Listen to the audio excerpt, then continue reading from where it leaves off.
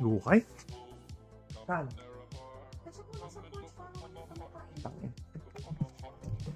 Baka tumaon.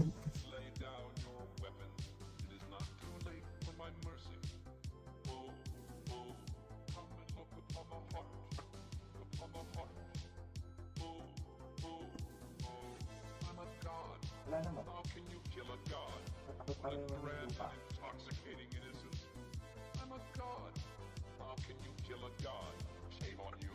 Okay ba kayo?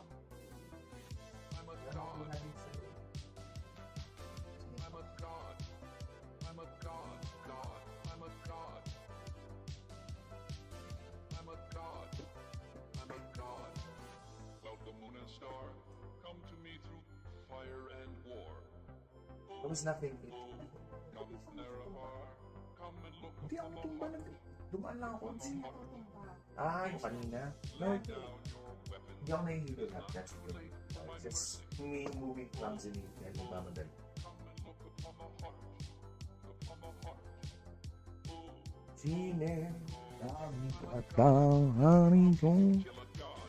I have great news! I broke my leg again. Again? What did you do last time, Gargantuan?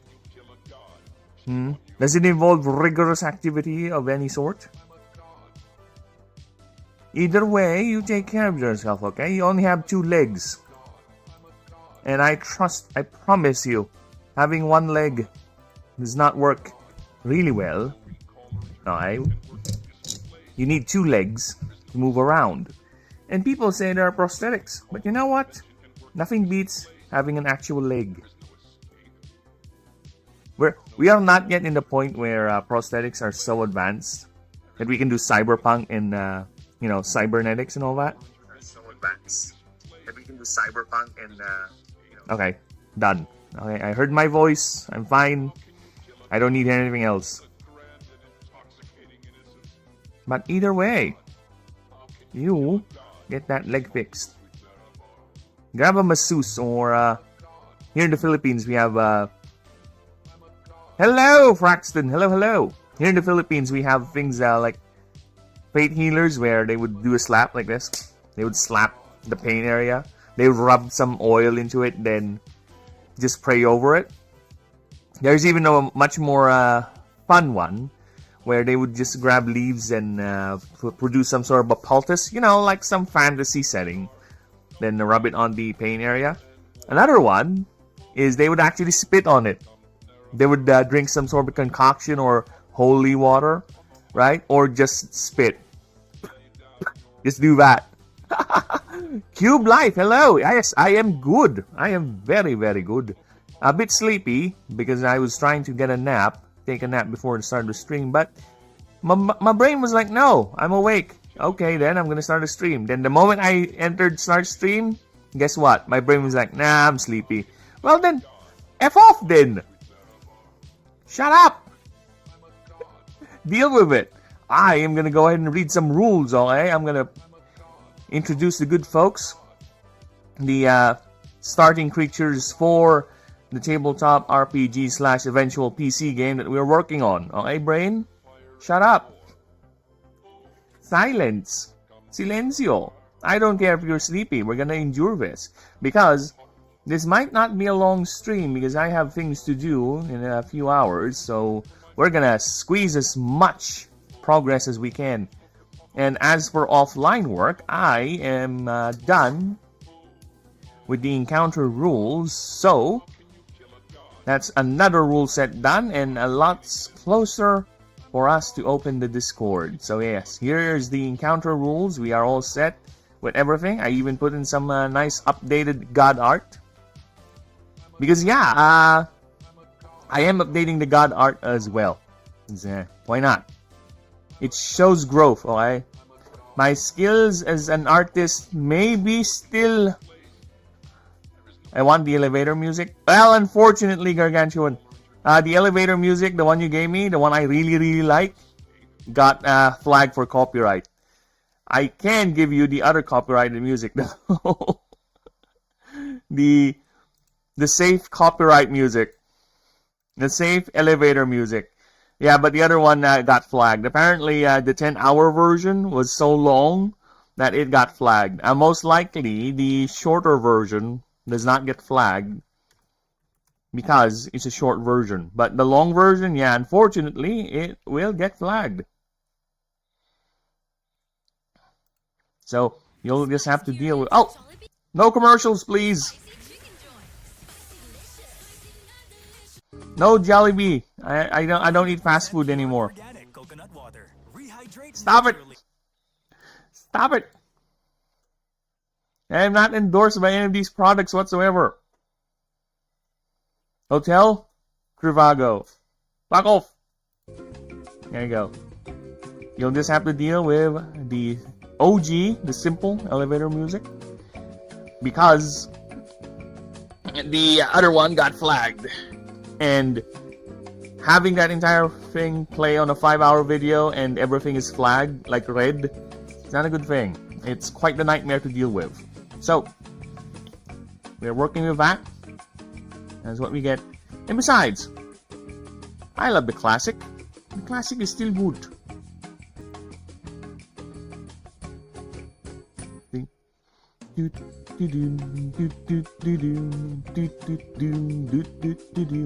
See, it has a nice ring to it. So yes, I am also updating some of the art. I am learning. I will eventually get into further detail because I think the biggest weakness I have is the backgrounds, to be honest. I'll have to learn some disciplines on creating backgrounds and setting the mood. But, look at that. Look at that little Yethelix. Look at that. Actually, I'm so proud of it. I'm gonna post it on Discord. Because that's some good little Yethelix.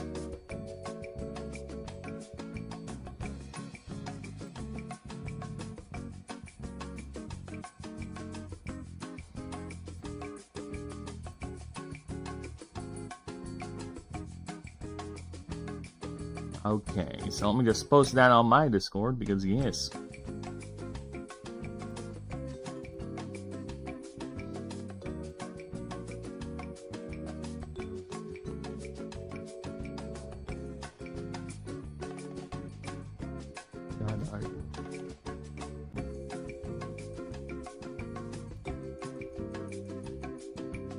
Ah, that is how proud of that art I am. I'm gonna post it on Discord. Why not, right? Looks fucking cool as fuck. Alright, going back to the stream. Let's go ahead and continue. As I was saying, yes, I am done with the encounter docs. So here they are. It's basically one long explanation about the types of encounters you will, well, encounter in the game. The longest part is going to be the explanation for the fights. I have 3 examples of fights that I have placed here. So one is a 1v1, the other one is a simple 1v1, a simple back and forth, just so people can get familiar with the sequence. And the other is a little bit complicated back and forth with an interrupt. The other one is showing an actual 4x3 fight, right? Multi-creature fight. So yeah, it shows the turn order, the things that can be done, and what works, how to counter speed, and all that. You know, just basic, not really basic, but advanced methods of play. So yes, we got that set up, we got that done. And now I'm currently working on, offline at least, on the expedition mode, which is the main game mode we will be working on. I will refrain from rewriting the world document for now, since we're not going to use that for the test runs anyway, for the test games. So we're just gonna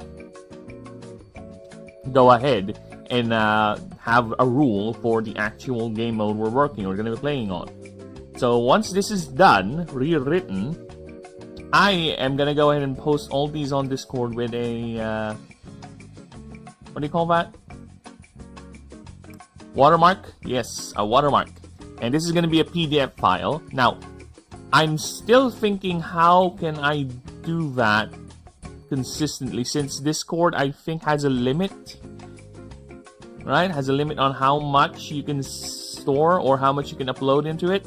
I'll see about that. I do have tools that compresses PDF files, so as long as the text is not too garbled, I am okay with that. I might just end up, if it's too much, I'm gonna split them up. That's what I'm gonna do. Like, there's a separate doc for specific things, right? What happened if the zombie tried to fight the zombie? Well, it depends on the zombie, right? Some zombies won't actually fight each other because they're too busy looking for brains to eat. Some zombies would actually fight each other because they hit that plant, that little mushroom that makes them all confused and turn... Dude, I barely had any use for that plant. Barely. That mushroom that turns zombies against one another. It's one thing, one time, one effect zombie effect. So if it somehow you mistimed it and it hit the regular zombie, it's a waste. And it's kinda hard to hit a specific zombie with that thing, especially in large, massive waves, right? By the time the Gargantuar or any solid zombie gets a chance to interact with it, that football player, that zombie most likely got gunned down to no health already by the rest of your team. So yeah. So yeah, I barely had any use for it. I had more use with the nuclear bomb mushroom. You remember that? The Doomshroom? I had more use with that than the Hypno one. And not just that, the one with that turns into a... That's only use is to blow away the balloon zombie. That one thing. I have more use with that rather than the mushroom that hypnotizes zombies. And I think I also... Another rarely played zombies, the umbrella thing. You know that? In, I think, World 4, we're on the roof. There's some zombies that rappel down. The bungee jumping zombies. There's this plant that turns into a umbrella that bounces them off. I barely use that because they have enough time to linger there, enough to be gunned down by a zombie for a plant in the back line, unless they're gonna go ahead and attack the actual back line. But other than that, not really. And by the time it happens, I can easily replace a plant. So yeah, not much. Yeah, we are doing this offline, but yeah, look at that. Ooh, we have the starter roster right here. Oh, I like the presentation now than before. Before is a bit messy, but here, look at that. Nice, neatly arranged, with a little bit of a blurb as to what to expect and what they are, right? Very nice. Very, very nice. And I think the music is a bit too loud, so I'm going to reduce it a bit. Yeah, I think it's overpowering me. PBC comes through. Yeah, I think it's always been... Is that a PBC2 plant, the Hypnos Mushroom, or has that always been a part of the game? I did play a lot of PBC2, so I could have mistaken the memory on that one. So yes, here's the starter roster, and I won't do anything yet, but here's the current... Look at that, we have a secret one. There you go, have a teaser. Secret starter right there. Enjoy that teaser right there. So yes, this is what I've been working on offline. But online, we are now at Stecklesaur. Yeah, actually, just for 3 streams, I'm already here, yeah. Good progress, I'll take it.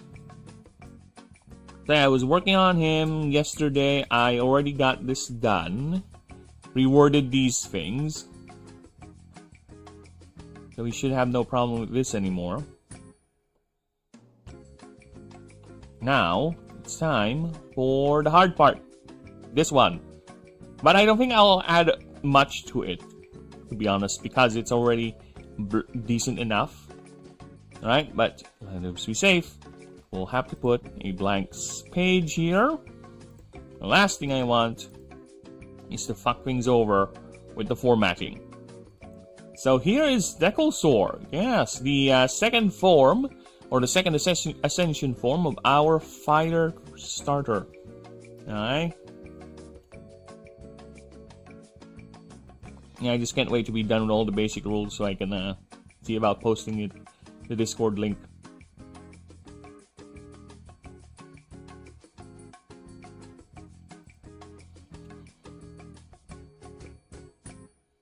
Sorry, just replying to a friendo. Buenos dias, amigo.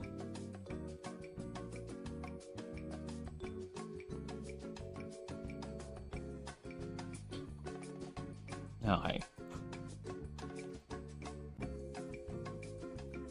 So let's go ahead and see what Stegosaur is all about. Stegosaur is a result of an ignitor being subjected to great environmental pressures. For ignitors having a largely sedentary lifestyle, they are very vulnerable to predation and massive changes in its biomes. Though it is not an easy ascension, as biologists have discovered, the creature needs a specific level of internal heat. To trigger the change. This is measured at, you know what, just to be safe, I'm gonna go ahead and reduce the font right now to 9. And let's see, okay.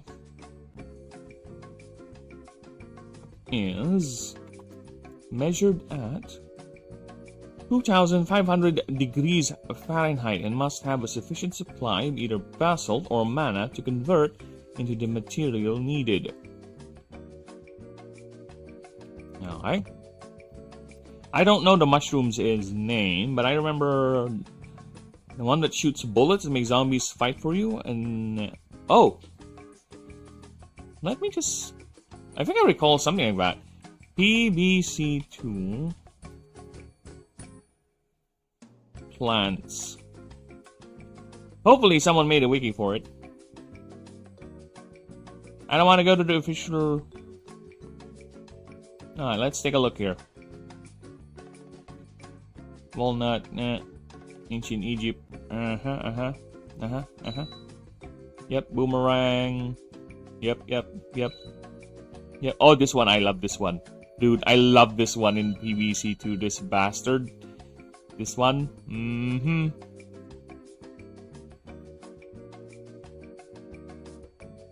Yeah, I love this one. This one is fun too, but it takes too long to recharge. Cherry bomb.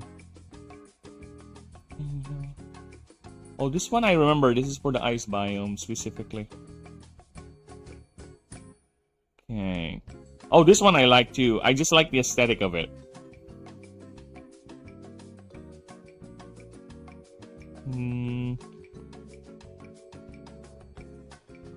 I like this one too, the laser beam. This one too looks cool. I like this one. Infininut, turnip. Laser, is this the turn sun into a bolt of color? Damn, I don't remember. Shoot an energy beam that...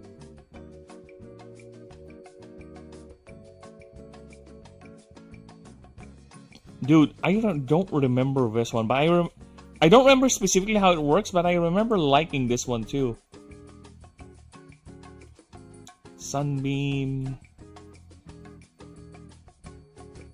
A lot of these I don't know. Spore shroom. Carrot. Perfume.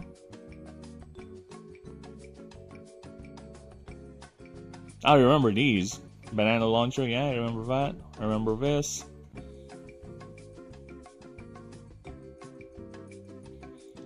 Power lily. Imitator, yeah, I remember that. Hypno shroom. Yeah, I remember that. I remember this. I remember this. Ghost pepper. I remember that. Sweet potato. Yeah, I remember that. I don't remember this one. Lava guava toadstool. Produces sun. Jack-o'-lantern.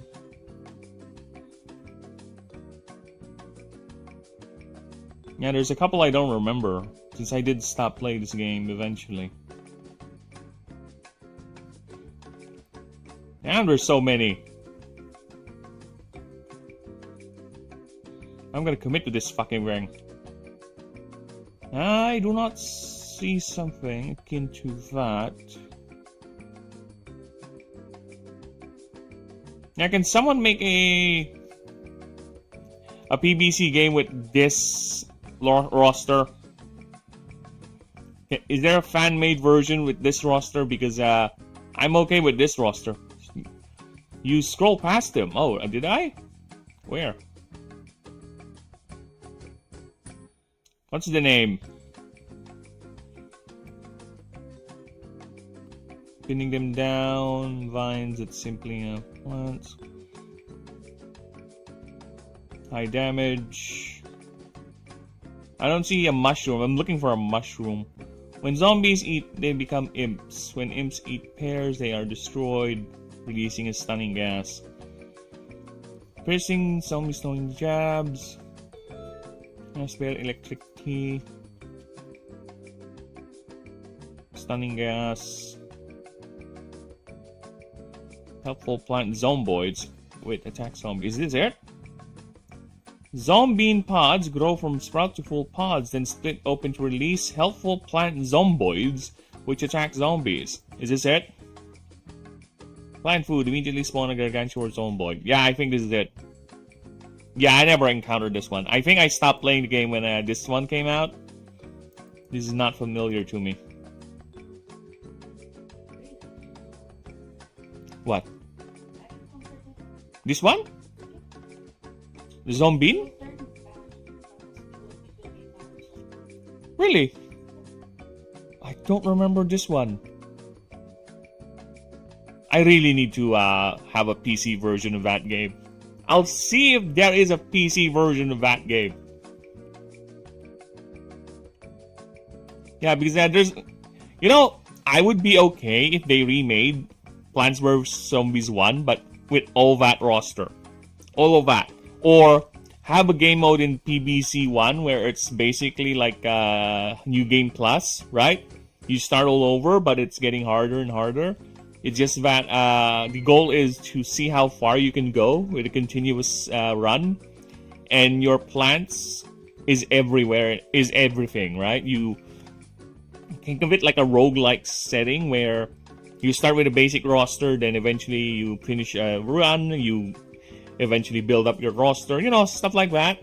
Make a roguelike version of it. Or not like that, or just straight up. You create your roster, you survive a wave, then next wave ad infinitum until you eventually lose the run, right? See how far you're gonna go? So every a couple of milestones, you get a bonus or some sort of a perk, or maybe every finish of a wave, you get a chance to switch off some of your plants, right? Something like that. That would be fun. But no, EA had to do the annoying thing with some of these gaming companies where when they make a sequel, instead on focusing on the things that made the game good, they would try to, what can we do different this time? I hate that corpo speak. I really do. Because what can we do this time? I think the game is fine enough as it is. I think we just need to refine the game rather than to force new gimmicks into it. That's the problem with Pokemon. One of the problems, actually, is they keep forcing new gimmicks with every fucking generation, right? They already had a couple of good ones. As much as I don't like some of the new Mega Evolutions, I am a fan of the Mega Evolution. It's an interesting take, right? I just wish it doesn't consume an item slot for the Pokemon, right? And they had to replace it with some stupid gimmick next generation, whatever. Can we just refine what we got, please? What we get. Instead of just adding more shit into it and just forgetting about the rest and forgetting about that new thing you're gonna pile into the next time you go back to this set, or the next time you move to a new generation or new setting. I also like the new terrestrialization thing they introduced into the game. with Gen 9. It's a neat idea because it gives fights more flavor. I mean, not flavor, a sort of unpredictability to it rather than fixed matchup with the typings. You can get to mix it up, right? You can turn your fire type into a water type, your water type into a something, right? A good counterplay or counterplay you can think of is your fire type when someone brings out a ground type to counter your fire type, you terrestrialize it into a water type, and there you go. The tables have been turned. Instead of a weakness hit, you'll get resistance hits. There's so many ways that that gimmick has expanded the game. I just don't like the look of it. Alright, just to give you an idea, for those who don't play Pokemon, okay? Gen 9 gimmick. Gen 9 gimmick. So it's a neat idea. It changes the type of the Pokemon. It's just, it looks dumb. Right? It looks fucking dumb. Look at that. So, this is a Mimikyu that has been terrestrialized, whatever, to become a lightning type. So, how would we know if it's a lightning type? There's a giant fucking light bulb as its hat. How do we turn it into a darkness type? There's a giant fucking weird face in it. How do we turn it into a flying type? There's a stupid balloon. I don't know. Some of the choices with Pokemon aesthetics are just fucking me. What are they thinking when they made this? Right? It looks fucking dumb. You know what, Steel? I wish I can see a picture of Steel here. Steel literally has an axe on the head. Yeah, there's literally an axe embedded in your Pokemon's head. It looks so fucking dumb.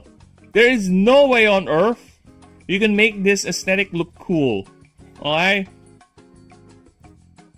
Looks fucking dumb. I like the gimmick, but it looks fucking dumb. They could just make this simple. Easy to read.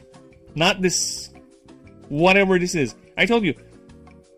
There's... at this point, I think Nintendo or Pokemon companies just doing what they feel like. I don't care if it looks dumb. I kind of want to do that. I don't know. Fuck you. Right? I think they are beyond on making it look nice. Or at least sensible. They're at the stage where, people are gonna buy it anyway. Let's just do what we want. Which is okay, sure. It's your IP. But god damn, does it look dumb. Right? Here's a steel type terrestrialization. If I recall correctly, that's steel type. It looks stupid as fuck, man. Maybe it's because I'm old.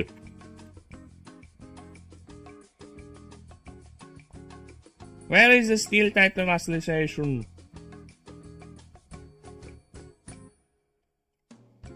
I don't even know. Is that the terrestrialization, whatever?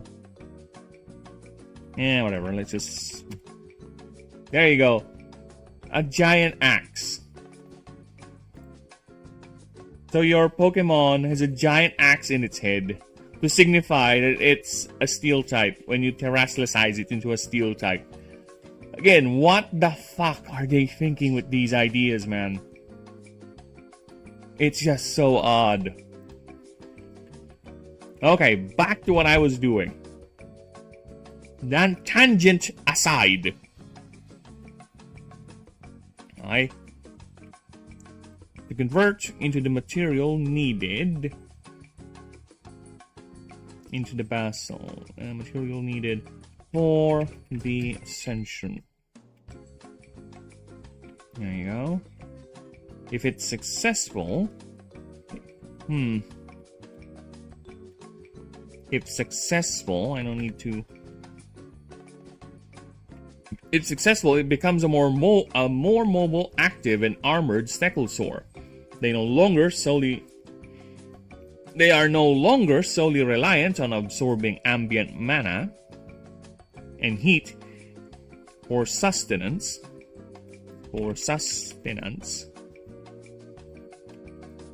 They are now also capable of consuming mostly any material they ingest, biological or not. They're capable of consuming mostly any material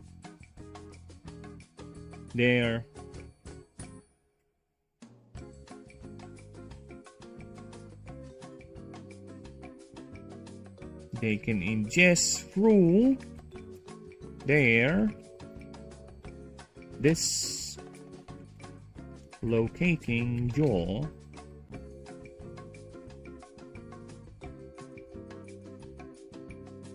which can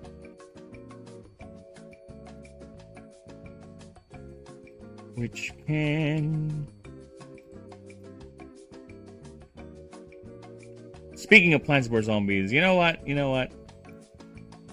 Here, Gargantuar, I'm gonna give you a treat. I'm gonna give you a treat.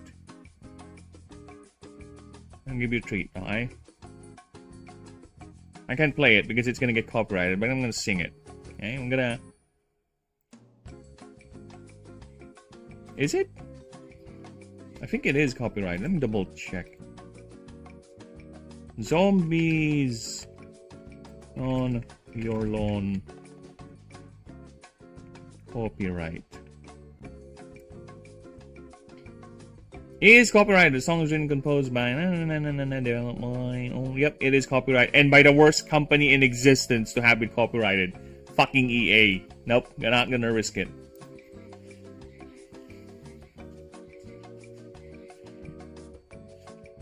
A zombie on your lawn. There's a zombie on your lawn. There's a zombie on your lawn. There's zombies on your lawn. Don't end it. To the top of my head. And the brains of the one who planted me in. Sunflower vaccine, our entire infantry.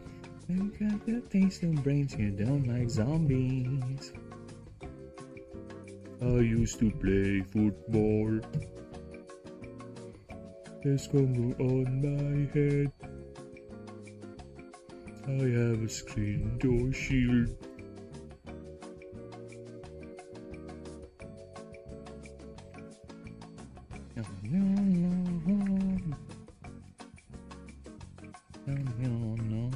We are not on your lawn. There's zombies on your lawn. We try to evaluate food on your plate. Brains are quite rich in cholesterol. So it doesn't matter.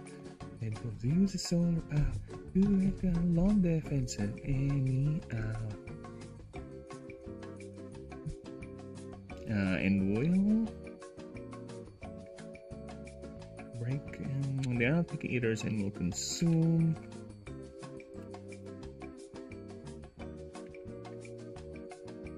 anything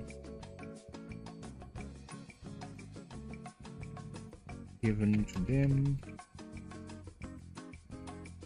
Anything they fancy, or biological or not. This can range from small rocks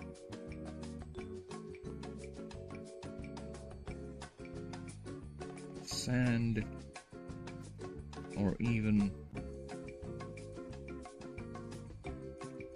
plant material,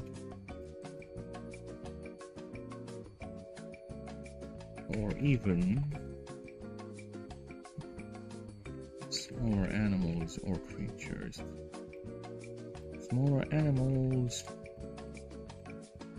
and creatures as predation.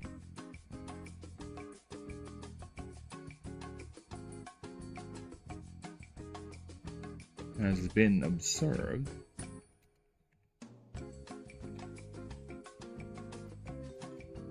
but is never fully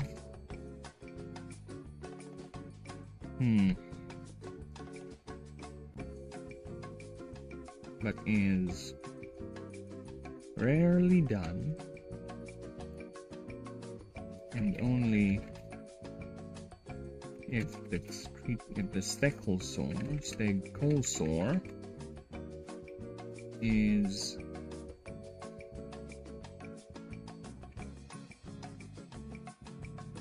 not. Oh, and for the stegosaur prefers not to get into fights as much as other creatures.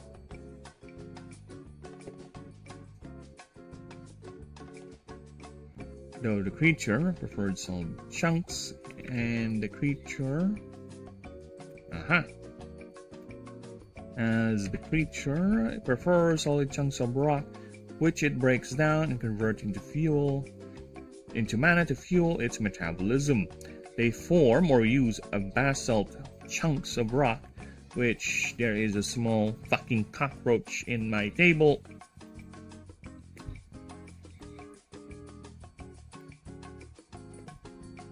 Alright, I'll be back.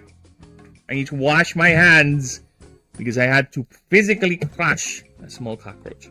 Disgusting, I know, but it's what you get for living in the provinces.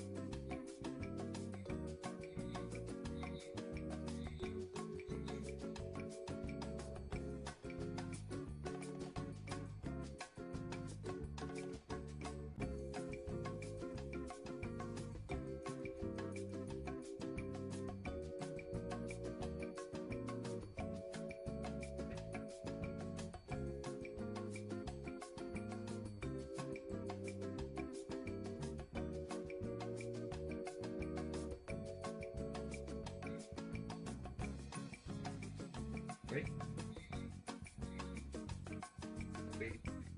I need to check.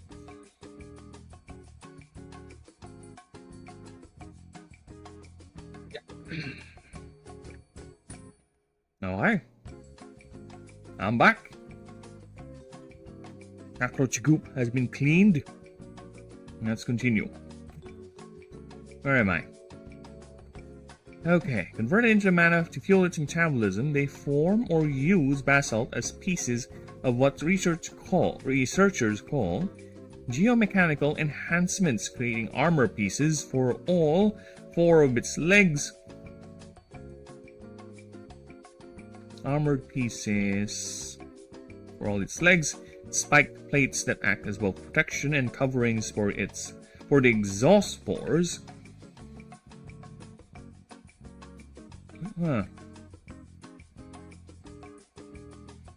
Also, a tail attachment that acts as an additional exhaust for excess heat, and a defensive... a spiked tail attachment. A 2-spiked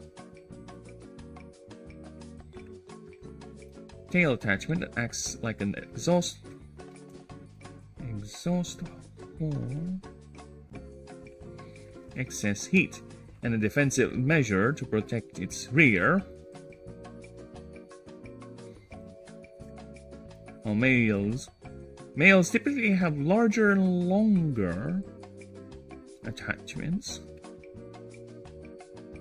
tail attachments, and even use to hit other males during breeding seasons in displays as they fight for breeding rights.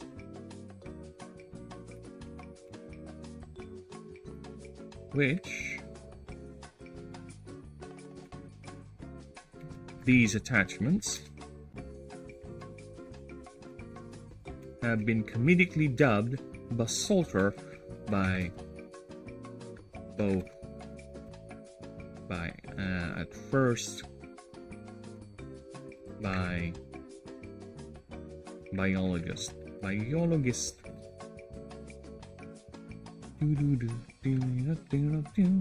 Yes, it's like the Tagomizer, but basalt themed. Yeah, why not, right? Why the hell not? It works. Revolving.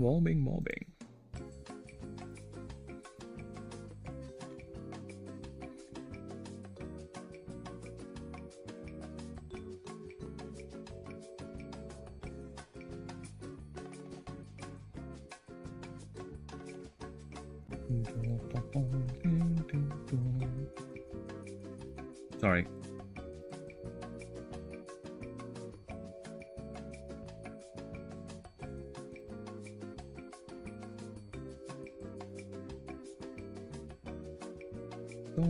Soviets.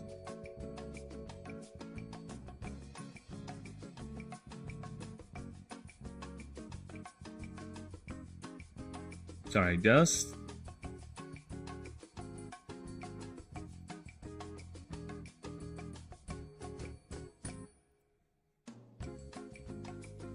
alright. Where is my... oh, there we go. Even in this form, the creature has not lost its deep connection to dwarven kind. In fact,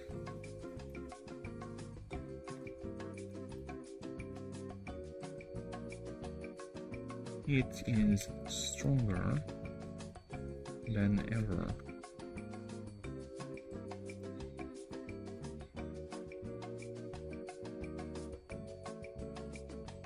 God damn it.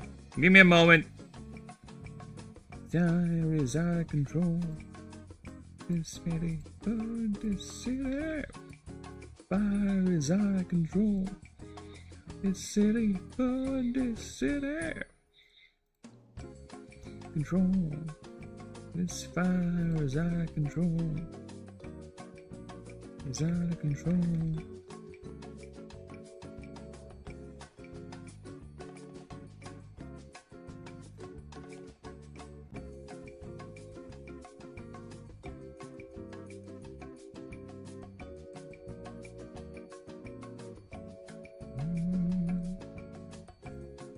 In fact, it is stronger than ever, as many homes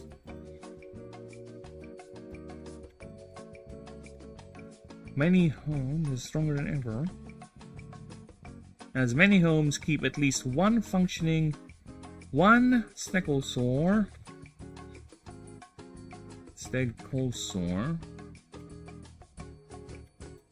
functioning both as pet and a disposal unit, as the creature will consume anything thrown into its gaping maw, which is capable... oh. I already have that over there.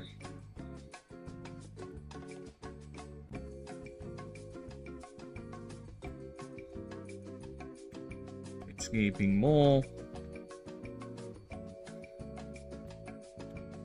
While doubling as a lovable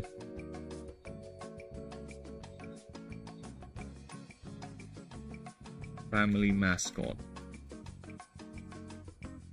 Such a lovable playmate for the young, for the children. There you go. Some breeds are capable of just consuming invaluable materials like rock and sand, but regurgitate more valuable materials like gemstone and gold.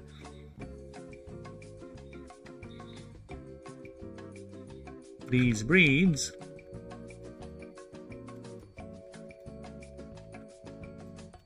are highly prized and fetch quite a lot.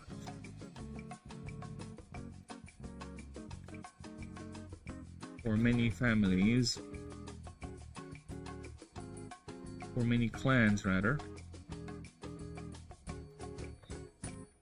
are known to develop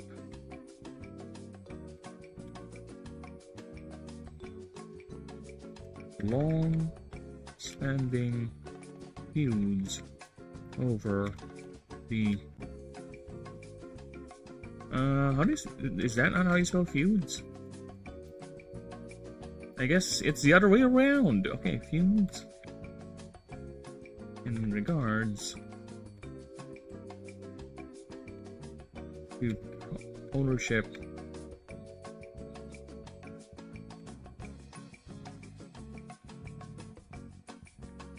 of a specific individual. Individual. There you go. They are also capable of. They're also capable of for holding and emitting. What the fuck? For holding, emitting, and regulating greater temperatures. Cause we are the champions of the world.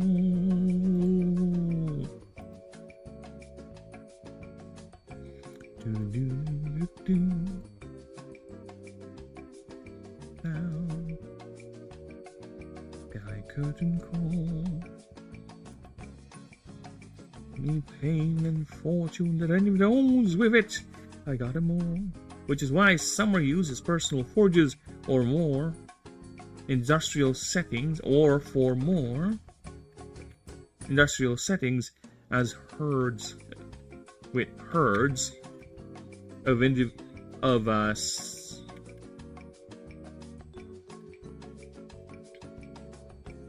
The champions are housed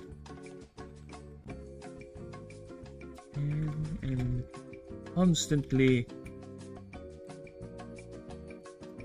fed a stream of materials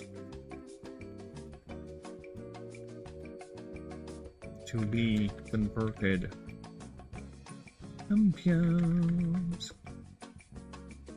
We are the champions. With the Butterfield Corporation reported to house 10,000 herds, each 50 individuals, in specialized pens.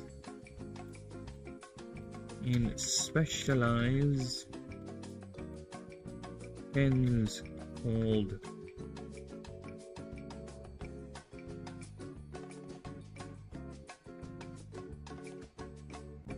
alright, give me some Nordic words. A Nordic word for stone house. Oh my god, really?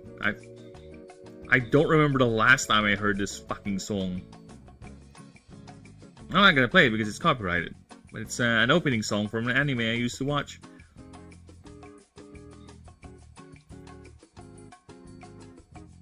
Stone house.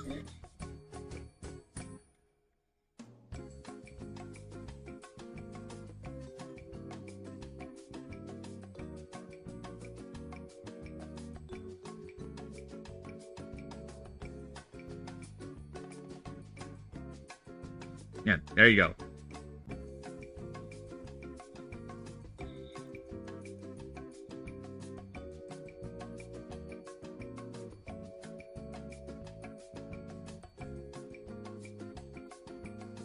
Sorry, again, I haven't heard that song in a while. Let me repeat it.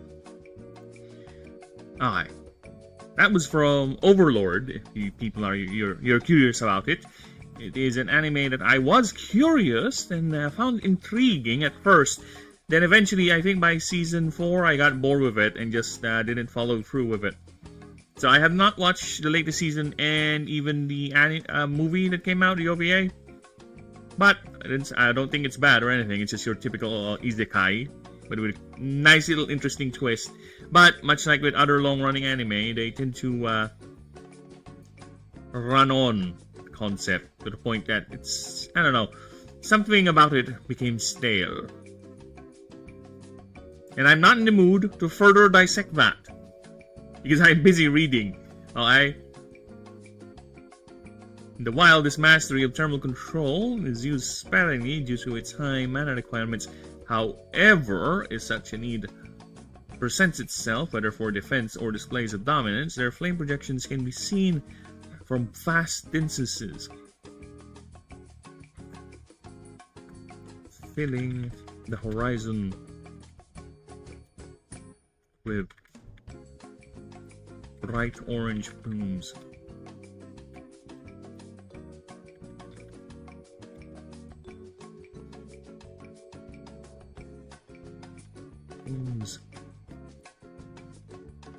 And in some cases, and even creating showers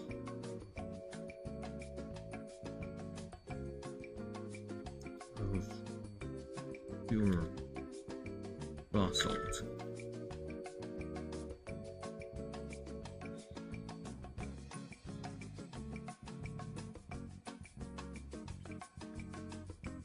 Such displays, these displays, its frequency increasing, especially during breeding season, where males are busy clashing with each other.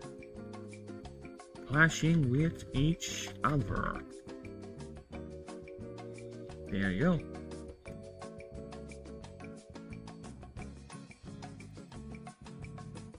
During this time, travelers consider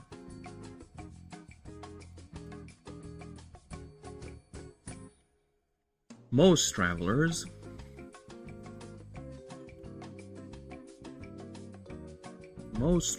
consider this as a sign not to venture anywhere close, for these clashes are not to be taken lightly and can extend for great periods at a time, where the longest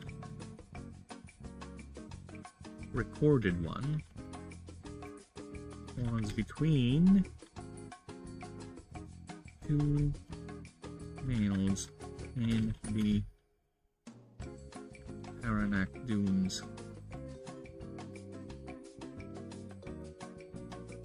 Clashing, Aranak Dunes, whose clash lasted for 2 or rather 5 hours, with both males eventually ended up exhausted and just clubbed themselves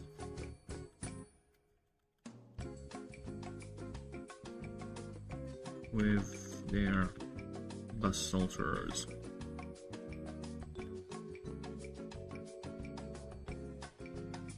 Things let them roll, things to have. Some different real gun, turn the place to the ground. Turn, I am in sky. Oh, yet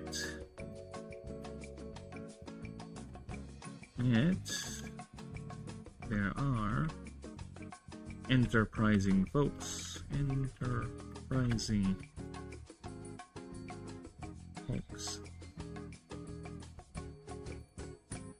But we want to try their luck and maybe find a rare mineral. These creatures leave as waste. And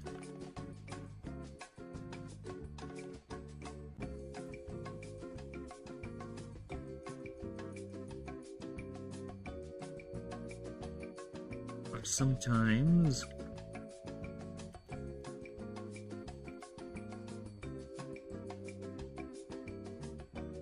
lodge in the loose plating day and are sometimes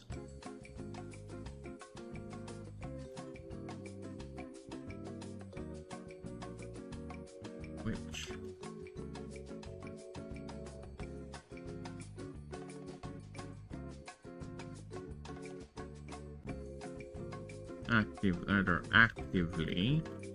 actively following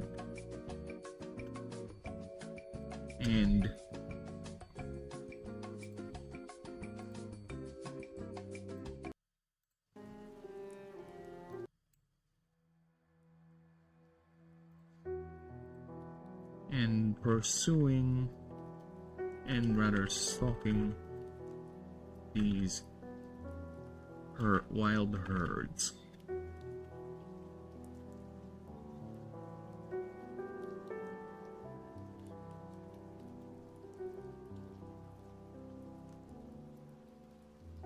Which can be perilous.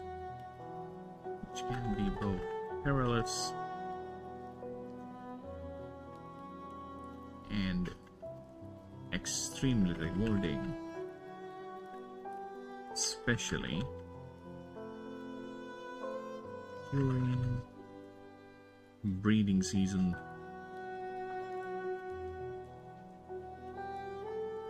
There you go. Yeah, I told you there's not much to add. Fucking nearly doubling its length. Yeah, I told you there's nothing to add. Literally nothing to add. F off. This is what? Font 9? Yeah, totally nothing to add. I'm trying to get a picture. Thank you. There you go. Yeah, totally nothing to add. Fucking idiot.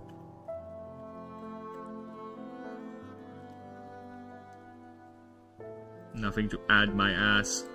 Alright, let's go ahead and reread the thing just to make sure. It is totally good. Alright. A stegosaur is a result of an ignitor being subjected to great environmental pressures. For ignitors having a largely sedentary lifestyle are known to be very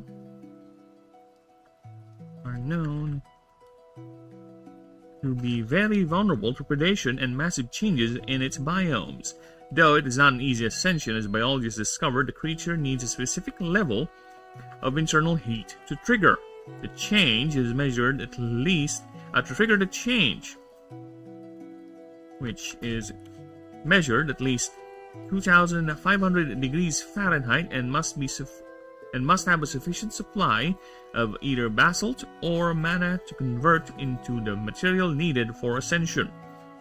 If successful, the more mobile, active, and armored stegosaur are no longer solely reliant on absorbing ambient mana and heat energy for sustenance, as they are now also capable of consuming mostly any material they ingest through their dislocating jaw, which can triple its maw's size. They are not picky eaters and will consume anything they fancy, whether biological or not. This can range from small rocks, sand, plant material, or even smaller animals and creatures, as predation has been observed but is rarely done. For stegosaur prefer not to get into fights as much as any other creature.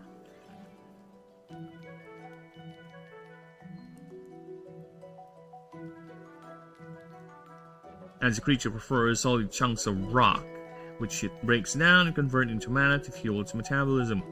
They form or use creature unless necessary. Unless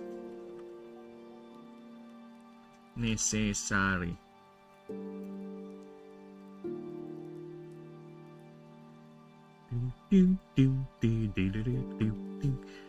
They form or use basalt as pieces of what researchers call geomechanical enhancements, creating armor pieces for all four of its legs, spike plates that act as both protection and covering for the exhaust pores, also a twin spike tail attachment which acts like an additional exhaust for excess heat, and a defensive measure to protect its rear. Males typically have larger and longer tail attachments and even used to hit other males during breeding seasons as they fight for breeding rights. These attachments have been comedically dubbed basalter by biologists. Even in this form, the creature has not lost its deep connection to dwarven kind. In fact, it is stronger than ever. As many homes keep at least one stegosaur functioning as both pet and disposal unit, as the creature will consume anything thrown into its gaping jaw, while doubling as a lovable playmate for the children. Alright, I'll be right back. I need to turn on the fan. It's getting a bit steamy.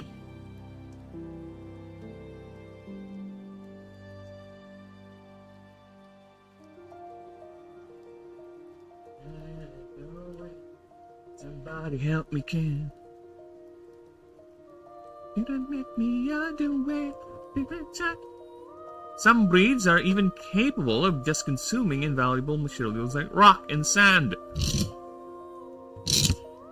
What did I say? Some breeds are even capable of just consuming invaluable materials, rock and sand, but regurgitate more valuable materials like minerals and valuable minerals like gemstones and gold. These breeds are highly prized and fetch quite a lot, for clans are known to develop long-standing feuds in regards to ownership of a specific individual. They are also capable of forming, emitting, and regulating greater temperatures, which is why some are used as personal forges or for more industrial settings with herds that are housed and constantly fed a stream of materials to be converted, with Busterfield Corporation recorded to house 10,000 herds, each with 50 individuals in specialized large open pens.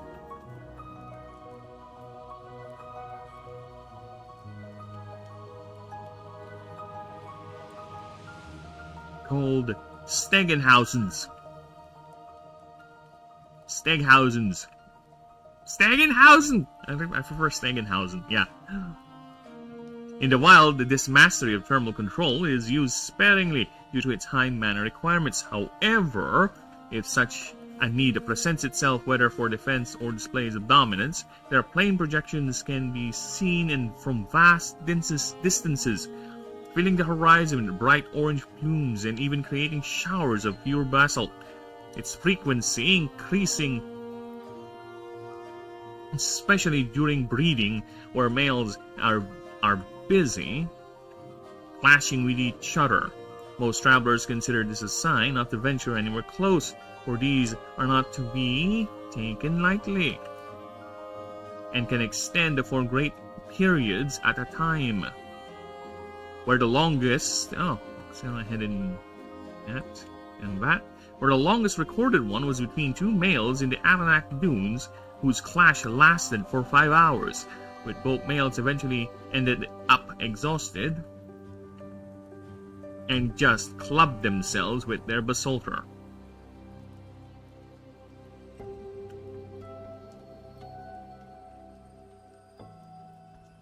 They'll both collapse, panting. And the females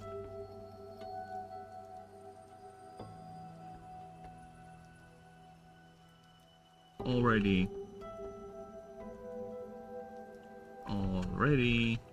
have moved on. Yet there are enterprising folks who try their luck in maybe finding a rare mineral in these creatures leave this way. So maybe there are enterprising folks who want to try their luck in maybe finding a rare mineral. These creatures can sometimes leave as waste, actively following and stalking wild herds, which can be both perilous and extremely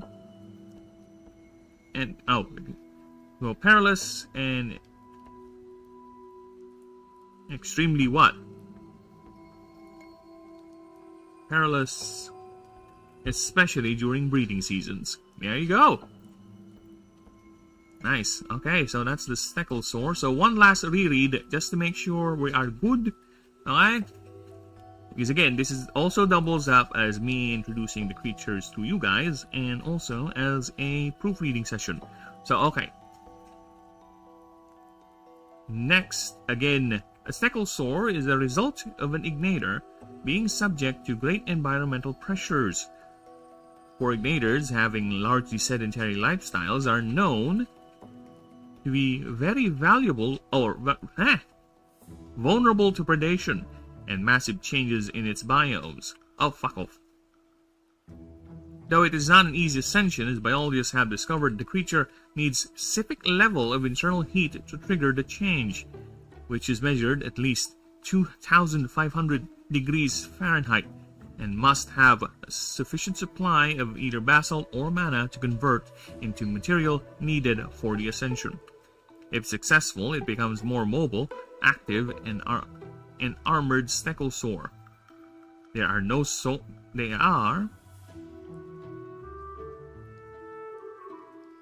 Oh, the fuck. Okay, I am back. Hello! You missed me singing the, this song. The Zombies on Your Lawn song. You missed it. I cannot go back, or the playlist has already moved on. But yes, I sung that.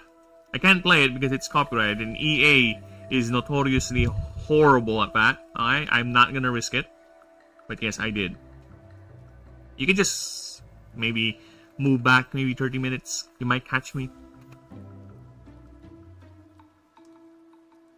Because yeah, my playlist does have the personal playlist that you guys can't hear because this is copyrighted. A lot of these are. So it's over here. Look at that. Plant vs. Zombies music video.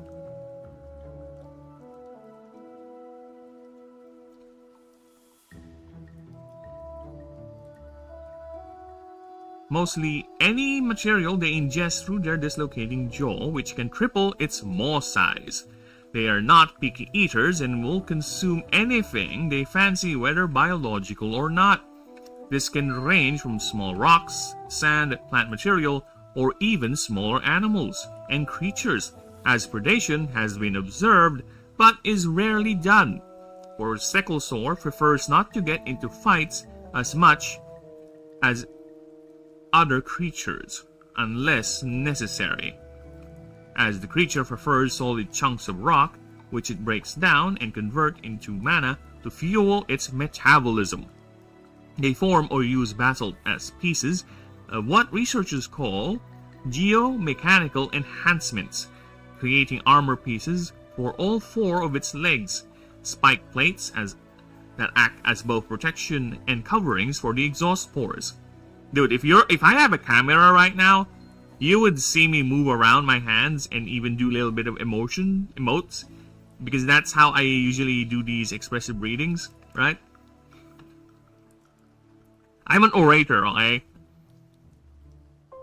It's part of my apparent skill set. I'm just not that good anymore because I have barely enough practice for it. But, you know, I would consider this also training for eventually when I make the lore videos on these, right? I can imagine myself doing a lot of reshoots and retakes for that. We'll see. But for now, let us continue. That's why I'm both dreading it and also looking forward to it, which is very, very close now. Because once I'm done rewriting the rules, I'm gonna go ahead and do the creatures, the background creatures, for both online and offline whenever I have time, right? Because I'm already done with the rules, so at least we can focus on the creatures, getting that boom, boom, boom, boom, boom done. Then, of course, I'll go ahead and set up the game so we can go ahead and test it out. Hopefully, you guys are gonna be there helping me out. Which breaks down and converts into mana to fuel its metabolism. They form or use basalt as pieces. Oh, I already read that. Also, two spiked tail attachments that acts like an additional exhaust for excess heat and a defensive measure to protect its rear. Males are typically... Oh, see, this is my problem sometimes when I read, especially when I'm in, you know, brushing it. I tend to add words, right? I think I am just leaving alone the story and go for... Why not? Dude, again, it's up to you. When I DM the games, eventually, right? I'm gonna be the type of DM, which a lot of DMs are. But I'm gonna be the type of DM, I'm just gonna watch you. Really. I'm just gonna watch you do your thing. Alright? Here's a playground, here's what you need to do, or here are the things you can do. Go ahead and do them. I'm gonna see you fumble around the world, see what you're gonna do. I'm gonna have fun seeing how you interact or how you react to the bullshit and all the scenarios and NPC enemies I can come up with, and see what you're gonna do. That's the type of DM I am, man. You know what? I'm not the type of DM who's play my special mission. Go ahead. No, I'm just alright. Good for you. That's the type of DM I am.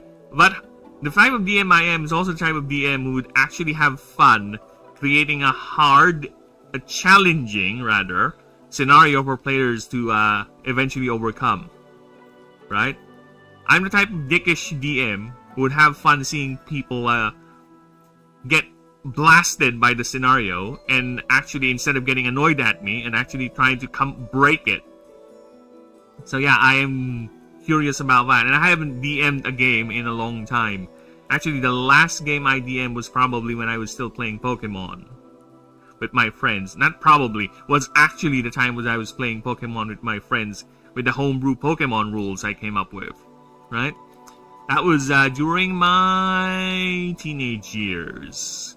I like to say that's like 20 years ago. How old are you, Burb? Too fucking old. I wish I was younger, so I have more time, and my body doesn't always complain about, oh, your kidneys, oh, you're sleepy, oh, health, fuck off, body. Alright, where am I? Oh yeah, I'm here reading. Some breeds are capable of just consuming invaluable materials like rock and sand, but regurgitate more valuable minerals like gemstone and gold. These breeds are highly specialized and fetch quite a lot, where clans are known to develop long-standing feuds in regards to ownership and specific individuals.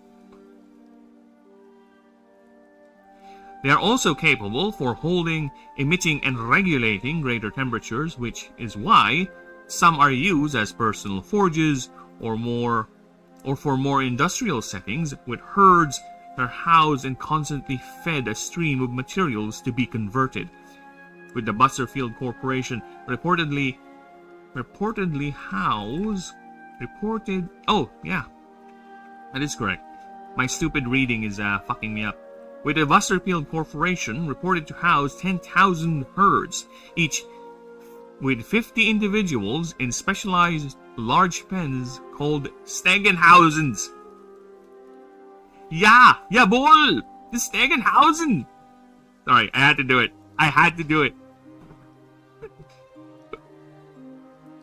Tell us a really spooky story that you have. Well, we'll get with that. There are a couple of creature entries that, especially the Nyx. Once we get to the Nyx entries, they are around that, right? Where's the,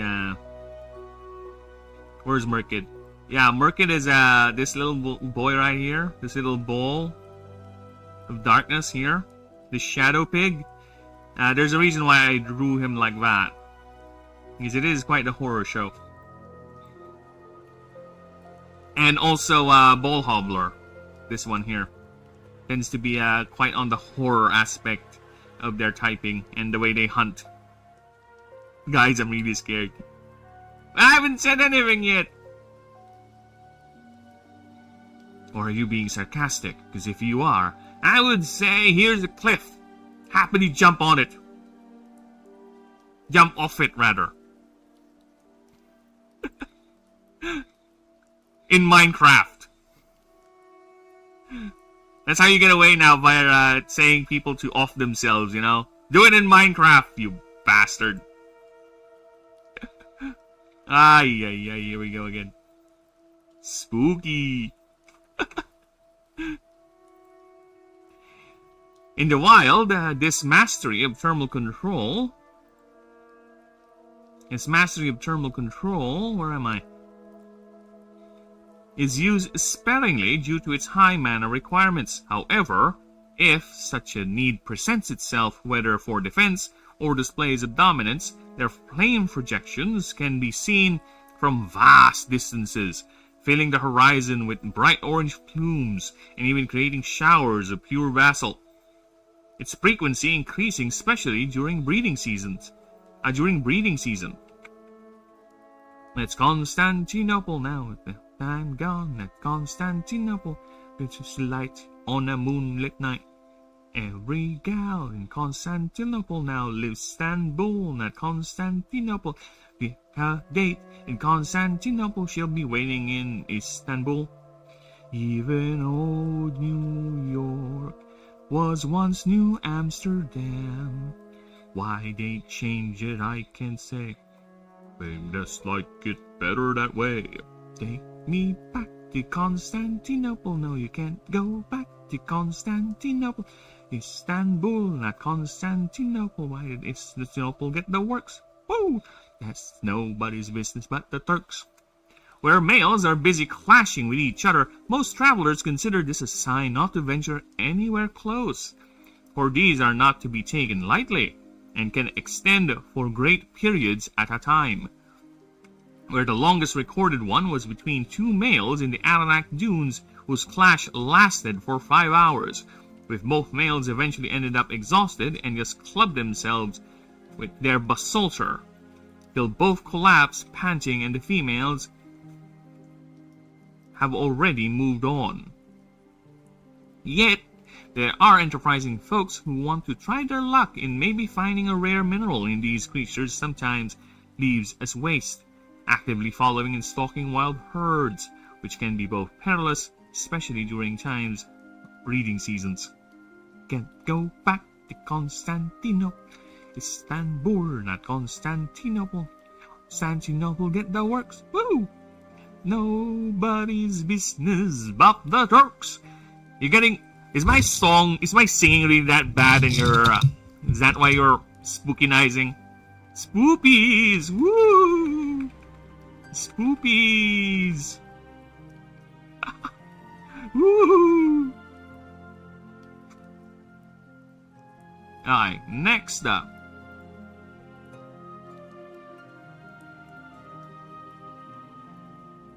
The final form in the line, Alderon. Basalt plates now magically enhanced to also contain a core of magma used for channeling arcane power and also for consumption. These plates float around and controlled via the creature's arcane focus. Creature is rarely seen outside its protective shell. Its limbs are now are now nothing but stumps replaced by 4 arcane basalt legs. So yes, this is the final form, the Alderon. I really like its concept, the idea. I would say it's like an Iron Man psychic creature that uses the rock plates as its armor. Right? It controls these plates using its magic, like psychic energy, if you will. And it has 4 legs that actually support it, but it's detached. It's actually just floating.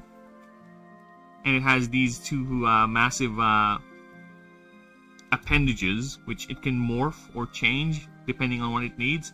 So its default lights like this. Imagine it's the basalter, but 2 of them now, and they're detached and floating around.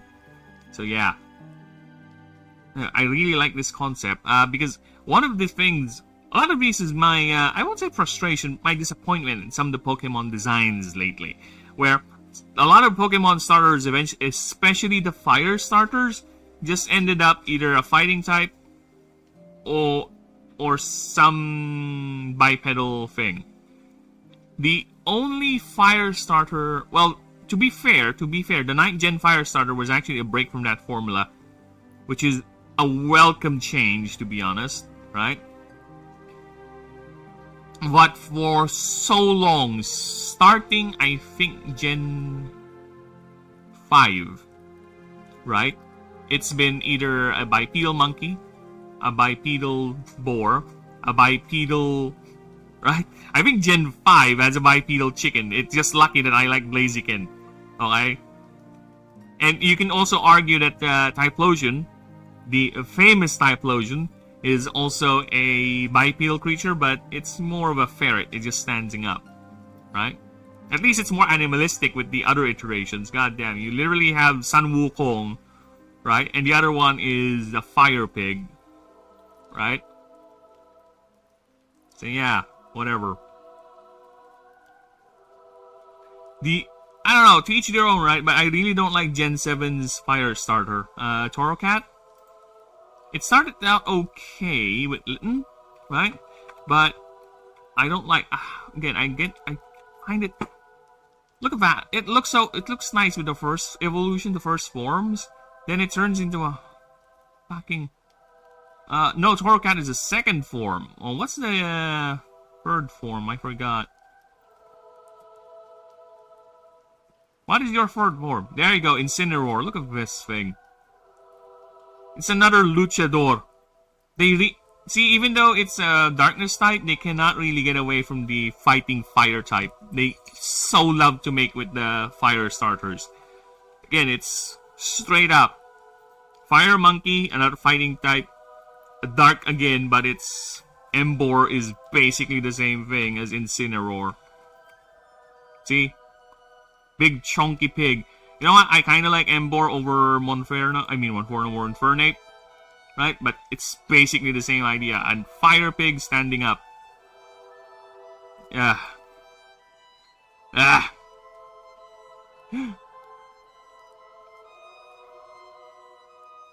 It's always like that with their fire evolutions. At least with the waters, there's a little bit of variation with Primarina, with Samurott, right? With... I'm blanking out with the name. Not Quaquaval. No, not Quaquaval. Empoleon. Yeah, there you go. I like Empoleon a lot. Alright. The grass types too. We have Serperior, which is basically a snake. We have a turtle with a bonsai on it, you know. And then eventually they ended up... No, actually no, even that. They have Chestnut, which is basically just a knight. The weasel thing standing up. Right? But Gen 7, they broke with that with a literal owl that shoots arrows, which is okay. It's a fire type, always gets shafted and always gets turned into a fighting luchador whatever type. Is there anything else you can come up with fire? Come on. Again, Gen 9 broke that, finally. But I still prefer the water type starter for Gen 9. Alright. Now let's go to Alderon's passives. What does it do? So first, it has a passive called the Aetheric Forge.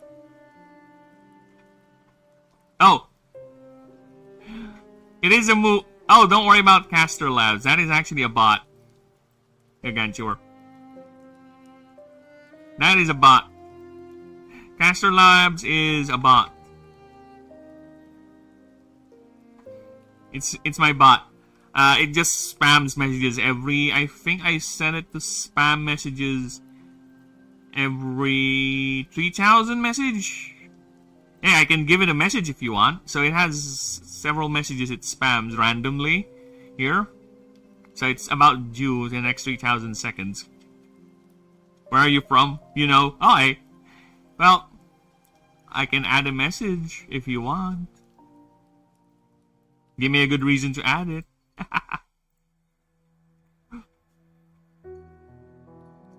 Make it say like weird things like I love Trump. Trump did nothing wrong. I'm sure someone in chat or whoever lurking is with the streams is gonna fume when they hear that. Personally, I don't care. Okay, Trump is old. A lot of these, the main problem with all these presidents, these so-called leaders, is that they're too fucking old to properly function now, okay? I think they're too geriatric to actually function as a proper leader, but you know what? Who am I? I'm just a random streamer from nowhere, okay? All of them. I can make him say slot balloons? Why not? Let's make him say slot balloons.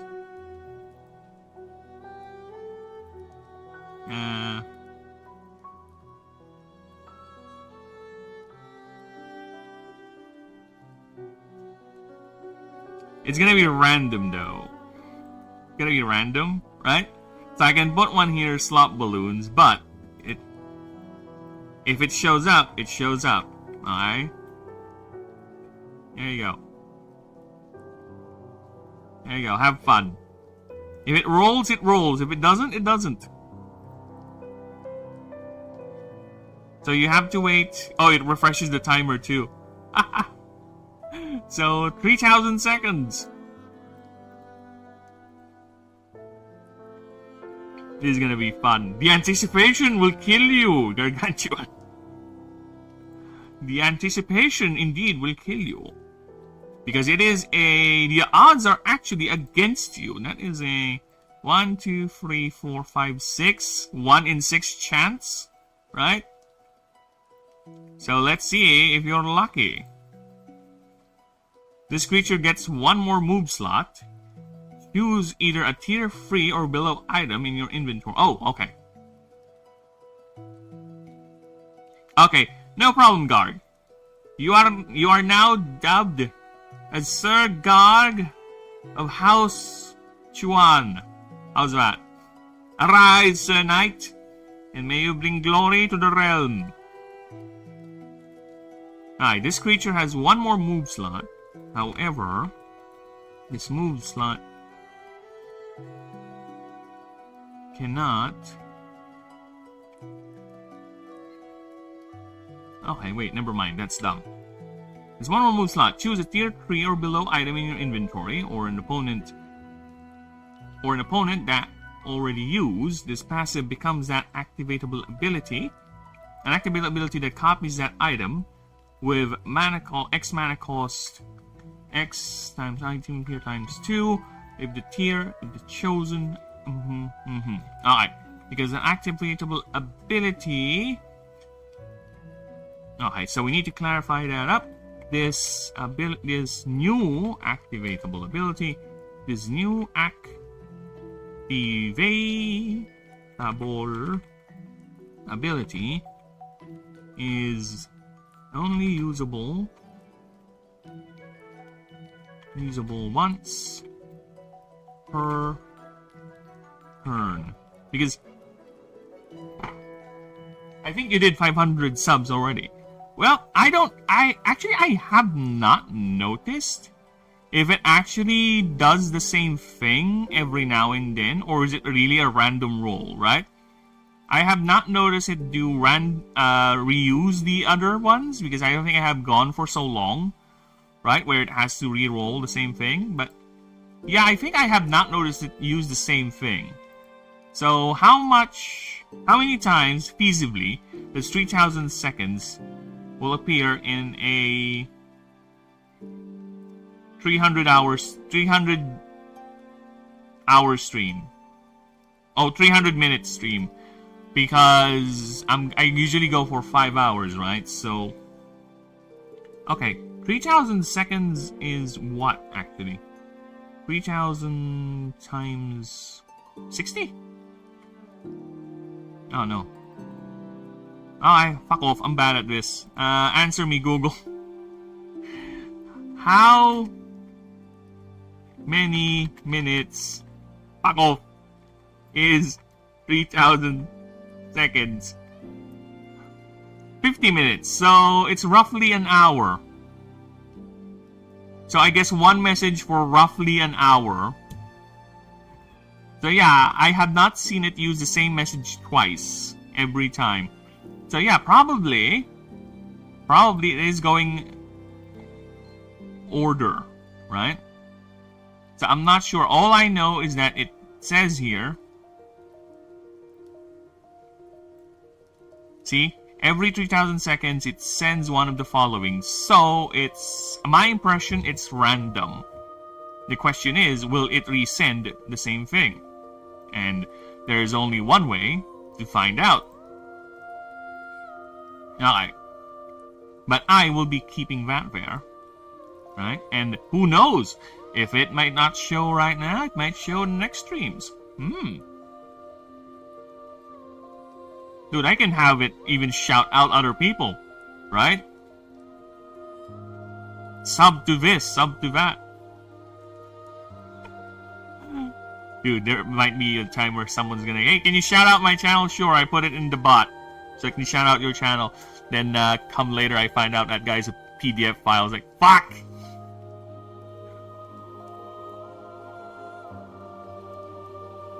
Activate only usable once per round, once per turn. At the start of combat, this creature gains plus 5 plus X temp HP based on its current level multiplied by 5. Oh shit, that's a fucking lot! Wait. I sub to you, by the way. Oh, thank you! Appreciate that very much, Gargantua. And it's a lot, and I am a step closer now to the sweet, sweet 500. The sweetest of 500s. Actually, the main goal is to get to 1,000, right? 1,000.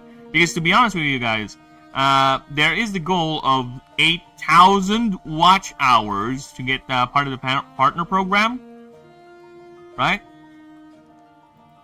There is a goal of 1,000. Oh, the goal to be in the YouTube partner program, right, is 1,000 subs, 8,000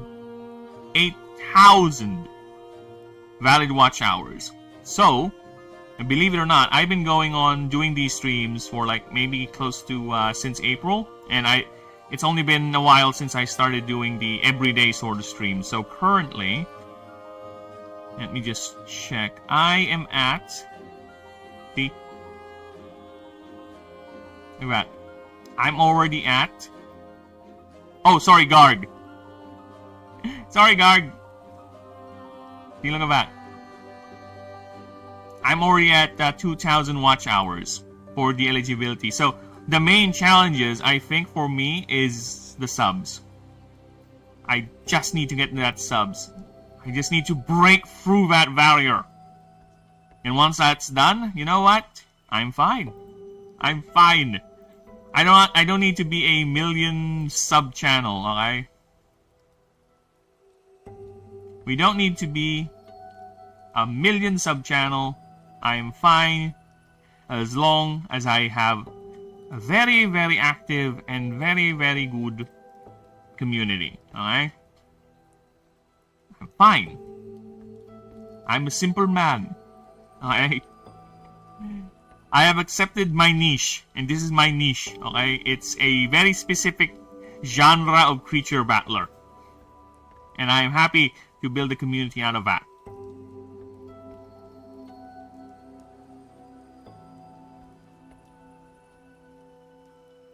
I still need to get used to calling you Garg, okay? Give me a bit. Give me a bit. I might slip every now and then, for I am an old being. Considered old at this rate. We now live in a world where my age is considered old. For me at least. Because I do feel old sometimes. I tend to forget things. My body loves to complain about health. Alright. Now where were we? I think this... Is it Garg or Grag?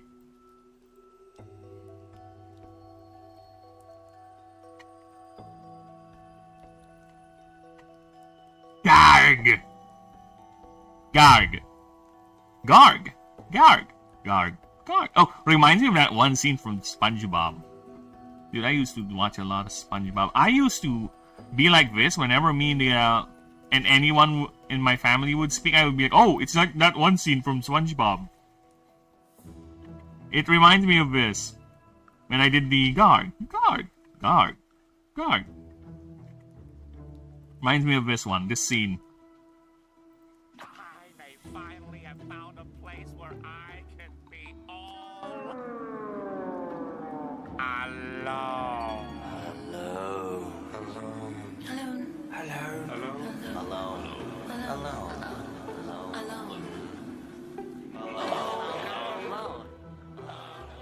That's some messed up shit. Old SpongeBob has some thought into their comedy, okay? Alright, back to what I was doing.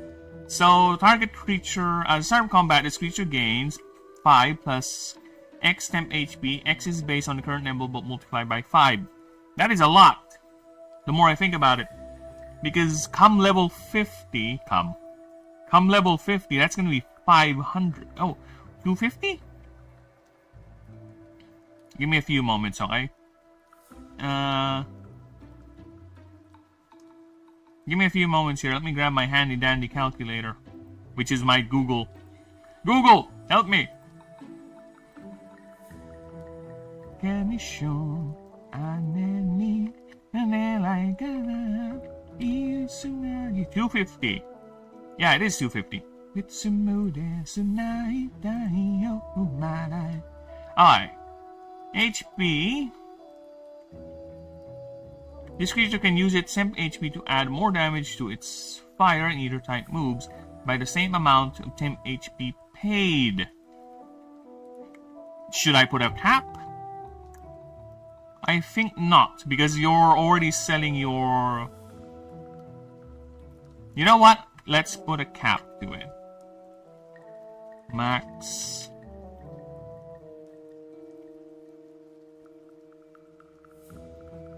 Yeah, you know why? You know why I need to put a cap to it? Because look at this. The next clause. This creature gains temp HP based on 20% of the damage dealt. So, if you completely boost... just to put some numbers into our heads here, okay? So, for example, you used a unupgraded flare. An unupgraded flare move, okay? Let's get our calculator. So, calculator. So, you use level 1... Flare 40 damage, okay? Oh, let's just say level 50. Level 50, unupgraded flare. By level 50, you have 18 power, so that's plus 18. Okay, 58. Then, you use this ability to take all your temporary HP at level 50, which is 250. Add it to this damage, and you get a whopping 308 damage. Right off the bat. Unupgraded, unmodified. I'm sure it is a one hit, and at this level, it's gonna take, what, 80% of a target's HP? I like that, but it's still a massive hit. If this were a double weakness, so that's 70%. What is 70% of 300? Yeah, it still hits a lot. But I think it's fine, the more I think about it, because you're gonna lose your armor, you're gonna lose your temp HP, and...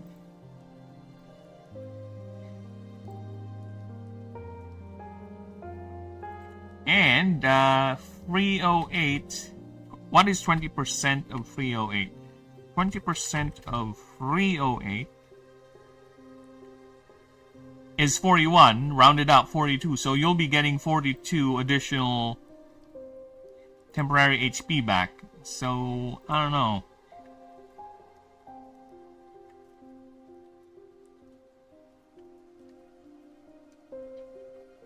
I'm still gonna hold off on putting in a cap. I think we're fine. Also, I have events on my channel. Small channel that nobody cares. Ah! Well, I know the feeling, man. I gotta say it, I know the feeling. You know what? Let's see if I can...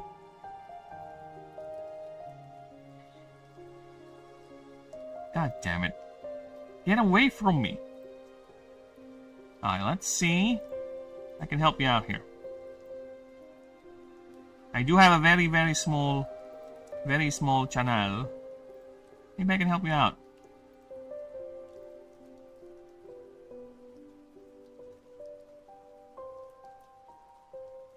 Maybe I can help you out. Oh, I am subbed to you. See? Look at that. I am already subbed. I subbed because I don't want zombies to eat my brain. I checked your channel out, I think a few days ago, and I saw, oh shit.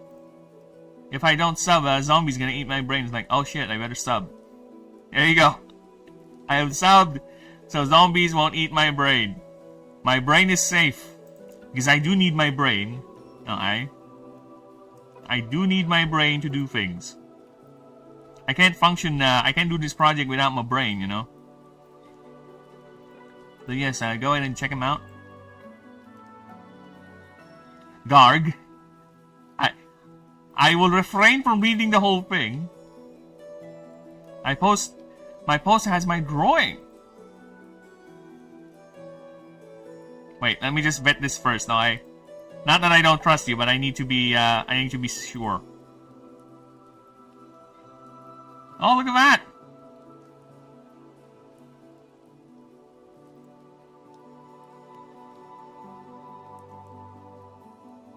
Here is Garg's drawing over here. Look at that! Dude, actually, this is a cute one. Can you come and give him food? Food. There you go. I have given him food. There you go. I have given him food. He has a little top hat too. Cute little top hat. There you go. The food has been given. I like that because it's a burb. I have burb bias. Alright. So yeah, I think I'll hold off with the max. Because again, you're buying out your defense. And unless you can somehow... You know what? Yeah, never mind. It's... I don't know.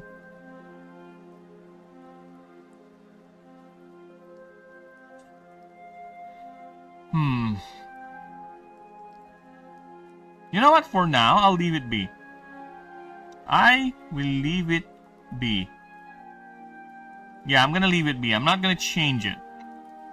Because I feel like I'm gonna change it for the sake of changing it. Right? I don't want to. Alright, so we're fine. We're gonna leave it as is.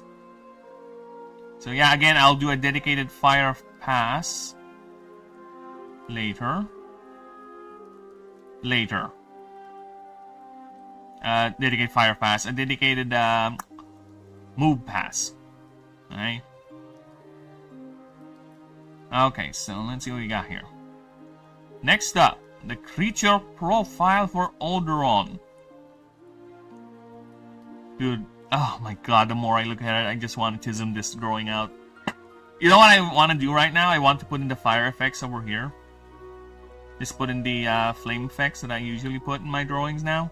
The glowing magma over here. Right? I'm so tempted in doing that. You know what? Fuck this, I'm gonna do it. Where is it? Where's my Krita? Krita! Before I do that. Sorry, Celadonna, you'll just have to wait. Insert blank page. There you go. Alright. Where is Krita? Come back here. Krita! Whoa, whoa, oh, oh, sweet love of mine. Whoa, whoa, oh, oh, sweet child of mine. Ooh, yeah. Ooh, sweet love of mine. Finally got my first comment. And more to come. Hopefully in the future.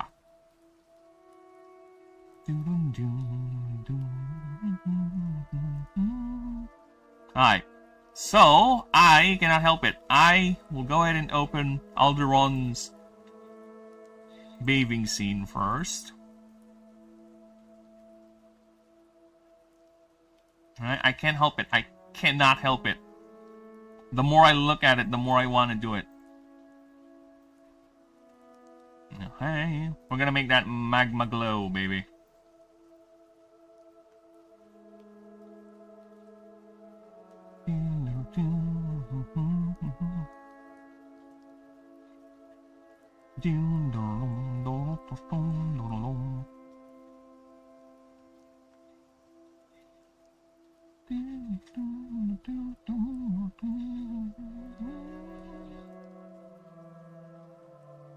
Where do we go now? Where do we go? We go now. Where do we go? Where do we go now? Where do we go? Where do we go now? Where do we go now? Where do we go? Where do we go now? Where do we go? I didn't want it to go out, damn it. Where do we go? Where do we go now? Sweet child, sweet child of mine. No is back. Who is no? Why do you want no? Why no? Why do you want no to be back?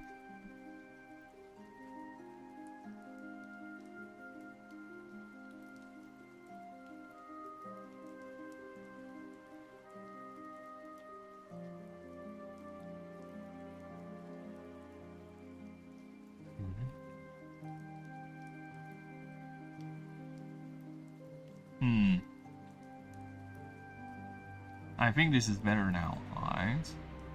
Not too much. The thing I've learned about doing these things is don't... The singing... Hey! Can you help me? Sometimes the song just... I just ride the fury of the song, you know? Sometimes I just can't help it. It just springs up. The urge, the drive to do it. It's just there. Can you help? It's like whenever you hear a tune, right? You can't help but hum it. You can't help but go along with the flow. It's the same thing. Same thing indeed. We are but slaves to the music, you see. Nothing but mere slaves to the rhythm and the flow. Now, look at that. Look what a little bit of glowing effect can do to a drawing, you know? Just a simple little glowing effect, and how much it adds to it. Look at that. Now, I really want to do it on the other one too. This one.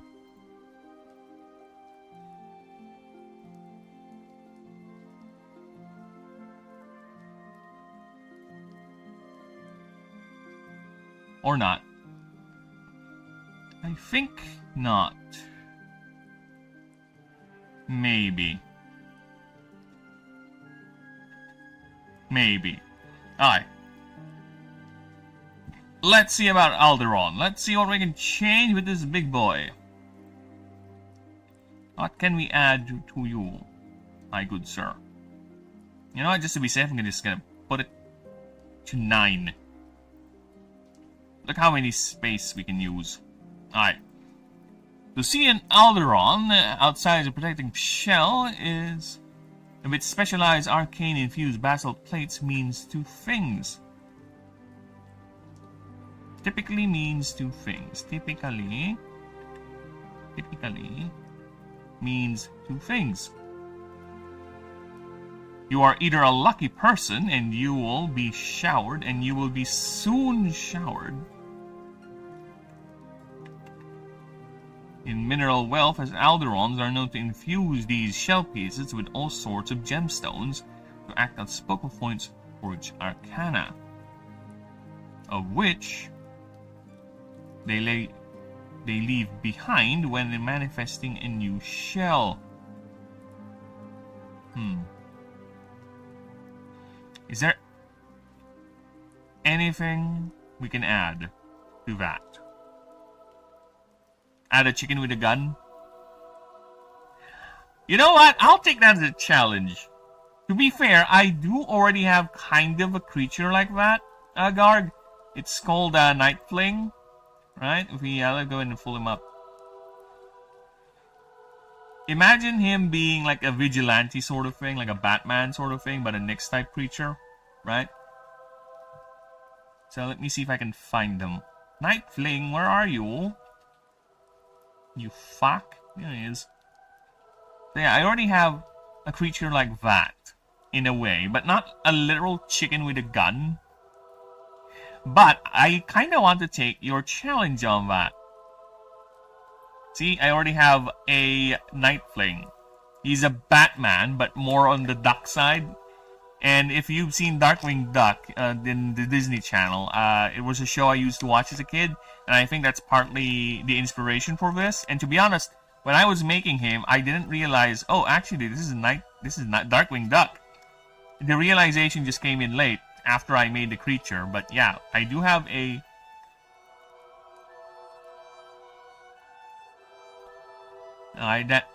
that may be one of the inspirations when I designed this bastard. It just came to me subconsciously, and I just realized that later on when I've actually done the drawing. But yes, we do have a Batman-esque burb creature already with gadgets. It's an Artifice Nyx type. Again, I have like 33 unmade creatures. I have a doc here, a list of all the unmade creatures yet. So, look at the creature folder. See? Look at this. These are all named creatures with drawings already. They just don't have the stats. That must be went. It went somewhere, alright. So yeah, I also have a couple of concepts here. Right? I'm gonna put in chicken with a gun. You know what? I'm gonna take that challenge. I'm gonna take that challenge, Garg. You know what? I'm gonna take that challenge, and I'm gonna make a creature with a chicken with a gun. It's an Angry Bird. Is it an Angry Birds? Is it a plane? Is it a knockoff Batman? It's Batman in Ashen. We have a Batman in Ashen. Ashman.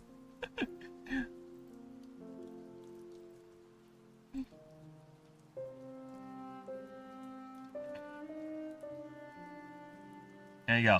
That challenge has been accepted. I'm gonna make a creature like that. Okay? I'm gonna come up with the concept of a creature with a gun. Chicken basically with a gun. We'll see. It probably could be one of the ascension or the pre-ascensions of the Phoenix creature that I'm thinking of. Right? We'll see. We shall see. I have accepted the challenge. I might even make an Angry Birds homage. Like, literally, they're just birds, like round bird-like creatures that hop around. Oh my god. Oh shit! Oh shit, okay, I need to pull that up. Where's the doc? Where's the doc? Oh shit, inspiration has struck me. Oh, I hate this. I hate this. Inspiration struck me like this. Dodo-like creature based on Angry Birds design profile. There you go. So yeah, oh my god, yes! I'm gonna make like a creature, like a dodo, Like, if you don't know what a dodo is, it's basically a flightless bird that became extinct when humans discovered it in its island home. So I'm gonna make a creature like that lives in the Fragile Islands, and it's basically incapable of flight and doesn't have much legs. It's just basically a ball of feathers and fat that hops around with using its arcana, its magic. Oh shit, yes! Ah! I have been inspired. I love it. I love it when inspiration comes in. It might even be tied as an evolution or an ascension for the chicken with the gun thing. Where the creature eventually learns how to fight back when civilization starts to encroach on its home. And it does so by developing weapons. Ah!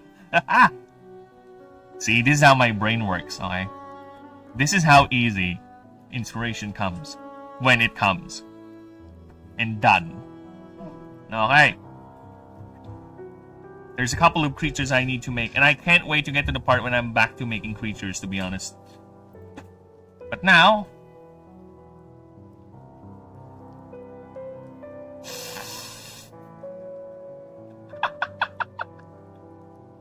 You do that with Kit!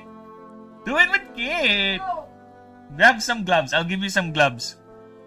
Do it with Kit. I will fondle the balls of my cat. Sloop balloons! You're giving me ideas, okay? That is also a concept I can put into it. It's rubbery hide, right? Sometimes it can actually kind of fly, right? It can actually fly by inflating itself. Oh my god, yes! Oh! Contact Canada inspiration has struck me. Okay. Hello, dude all day. I'm just having a brain blast of a creature inspiration here with chat. With Guard, to be more specifically. Okay. Can inflate body to for limited flight. Limited flight and for escape mechanism. There you go. Inspired. Okay, I have a new creature in the docket. So I have a couple of creature designs I need to write. I'm gonna save this fucking thing. There you go. Okay. So I'll focus, of course, on making these first. Then I'll go ahead and do these.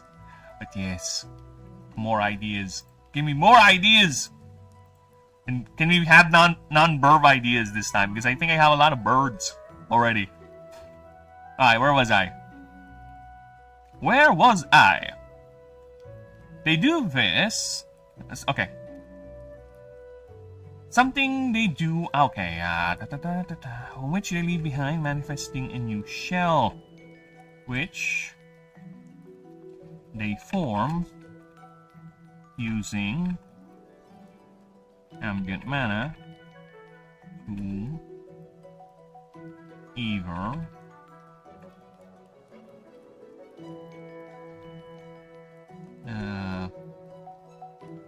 conjure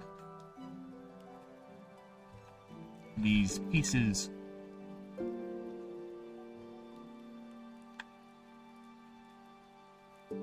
from these raw pieces, or use the surrounding available materials. I have been inspired. I love it. I love it when I am inspired, you know? Inspired. I just can't wait to getting back to creatures. Dude, I'm gonna be collecting a lot of creature ideas, and here's the funny thing. My main target is to be around 250 for the first roster. Around that. And I'm not counting the gods on that roster, by the way. They're a separate thing. So, with the starters, I'm already at 48. So I have like 200 more slots to fill. And at the rate I'm going, I think I'm going to be filling that up real quick. Alright, so we'll see. And also, another idea. Oh my god, thank you, Brain, for reminding me. Pig creature.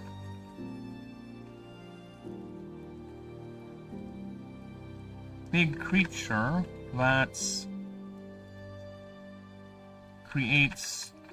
generates, or rather grows, tumors that can be harvested by others for food. Yes, more ideas. More! Alright. PBZ! That too. Well, again, if there is any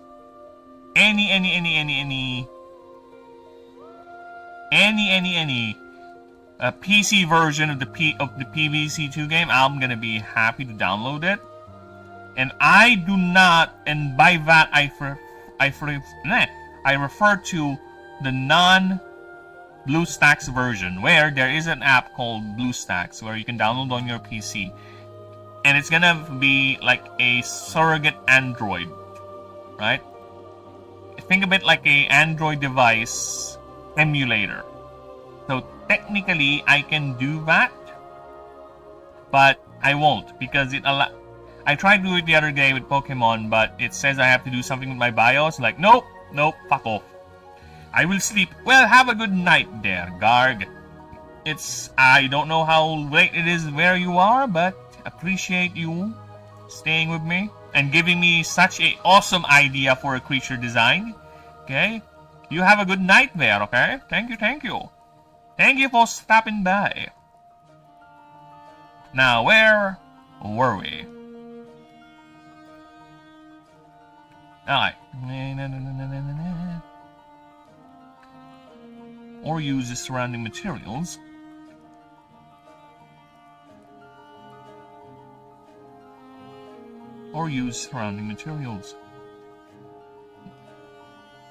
Elderon hills are always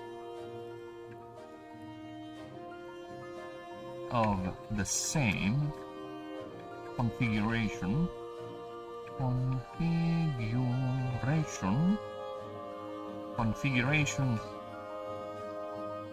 Regardless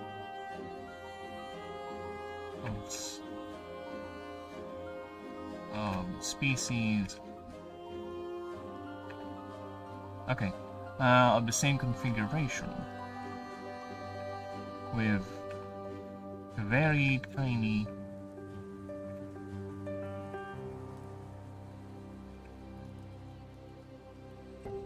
configuration. Alright, I think we're fine if I say that.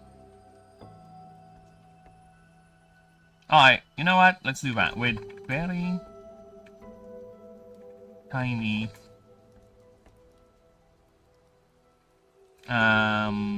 alterations, discrepancies.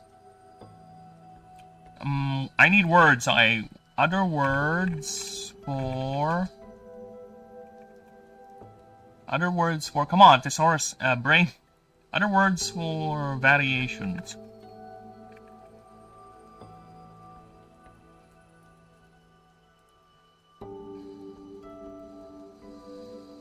With very tiny variations, modifying adaptations, deviations,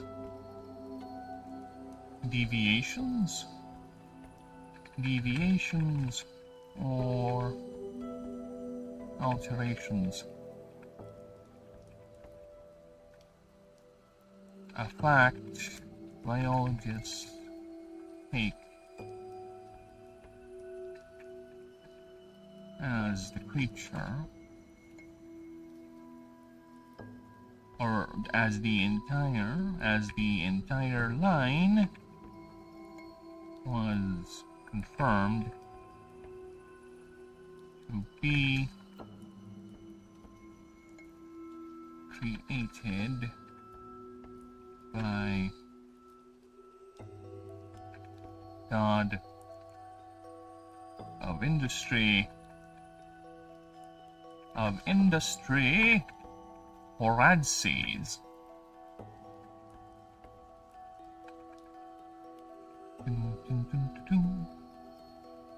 As the entire line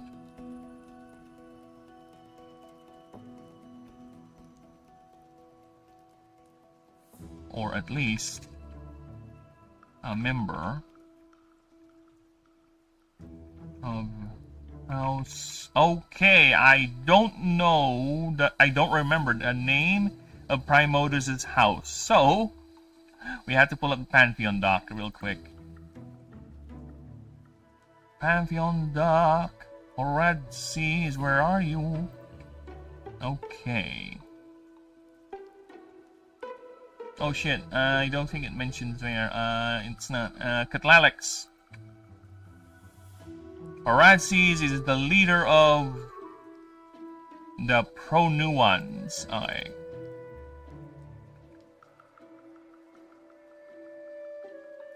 Member of House Pro-Nuan. Oh! Wow, can't even remember your own... I know, right? Bad. Bad. Bad, bad, bad. You know, you're the one who made this amazingly massive lore. This lore with so many name, figures, groups, histories, specific things. And you're the one who's having problem. What type of a creator are you? Horrible, horrible creator you. Can you not be like other creators where they don't really care about consistency? Or they just remake everything every now and then and just don't care about what they wrote before? Yeah? It's much more easier if you do that. Also, hello, Snaky Boy.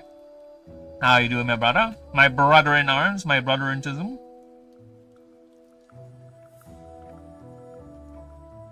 Or at least...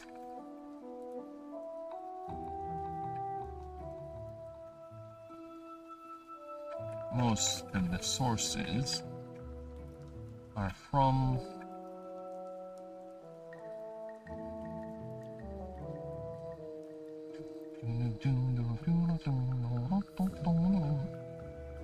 are conflicting on this.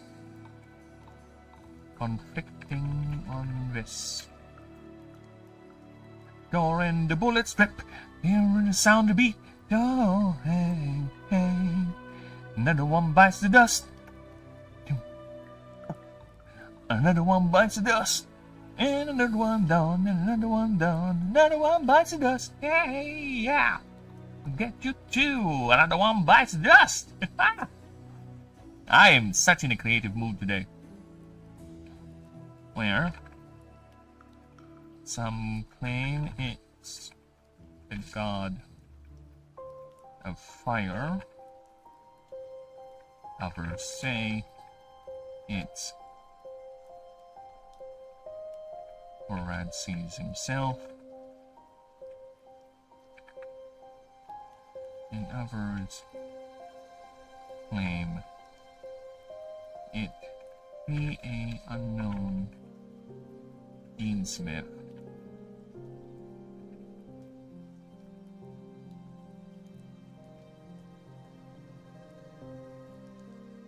Regardless,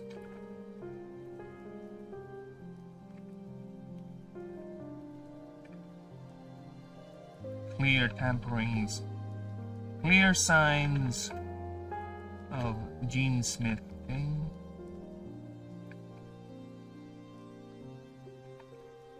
is evident in the creature's biology. Right now, featured biology.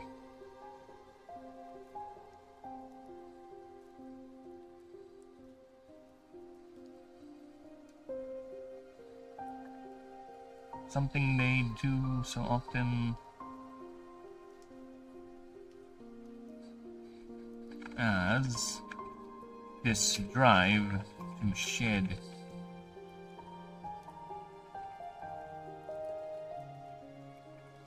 oh my bleeding lord.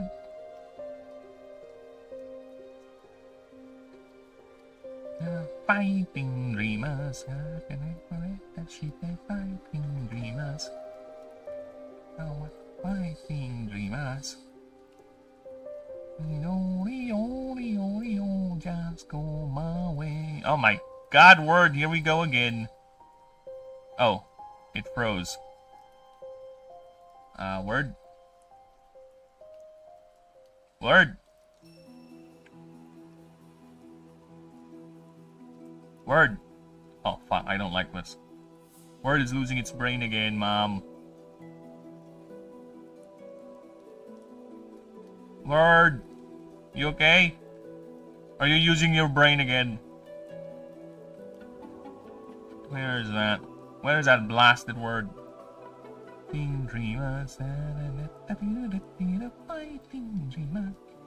Where are you, Word?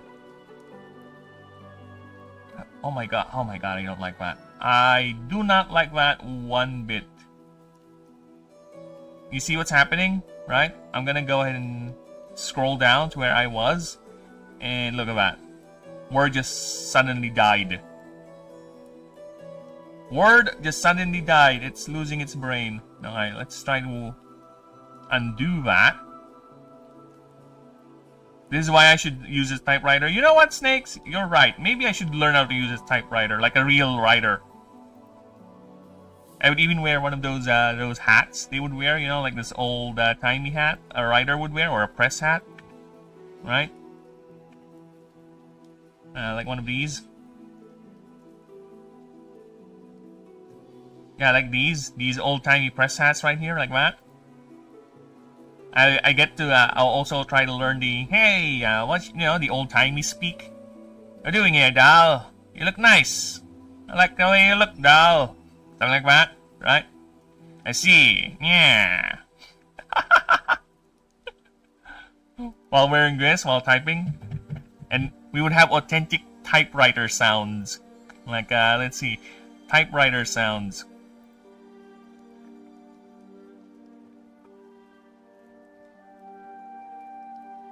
There you go. Typewriter sounds like... Oh, fuck off.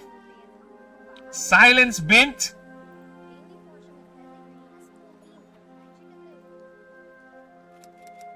Yeah, like that.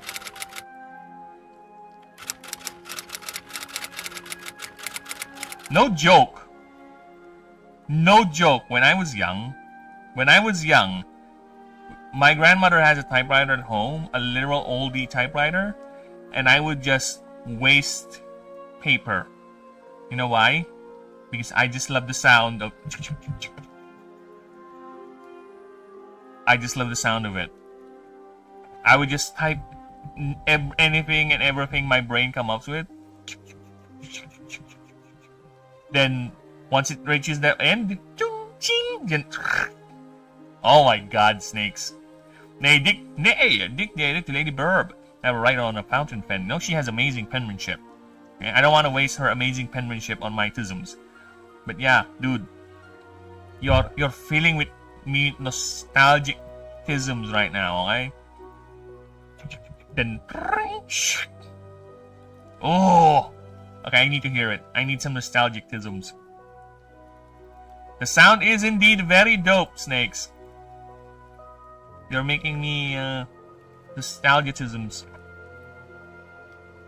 This world.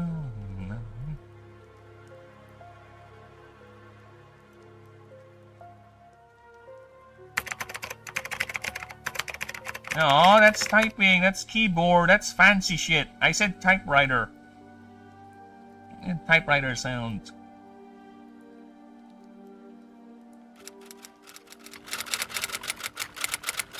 Where's the shrink? Give me the shrink. It's just the typing. Where's the shrink?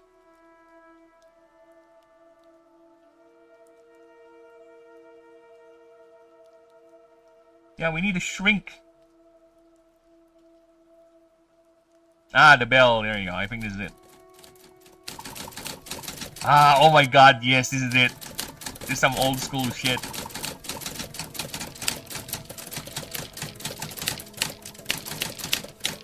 In the bell? Yes! Oh! Oh my god, yes. That brings the days back. Those were the days when I was but a young lad, and my grandma would always scream at me, "Why are you wasting typewriter ink?" Oh my god, yes, I remember that. When I was a little youngin', my grandma would always yell at me because I'm wasting typewriter ink. I don't remember the things I typed. I think a lot of them are just gibberish. A lot of them are just random letters. But I remember typing certain paragraphs. And whenever I get an assignment, right, when I was a kid, I would be excited. You know why? Because that's a reason for me to type on my typewriter. Oh. God, to be young again. To be an idiot. To be a spoiled brat once again. Another claim, it was an unknown genesmith. Regardless, there are clear signs of genesmithing evident in the creature's biology, as this drive to shed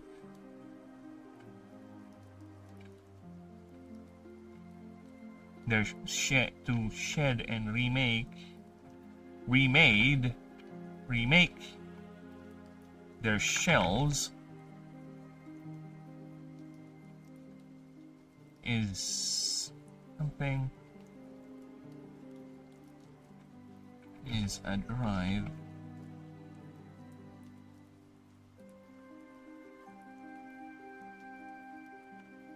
they always do. They always do when exposed to high concentrations of mana. They do this even as an Alderon, as the Alderon just replaced its previous shell. This impulse, let me change that to impulse now. Impulse this creates an impulse to find new rich mana wells, which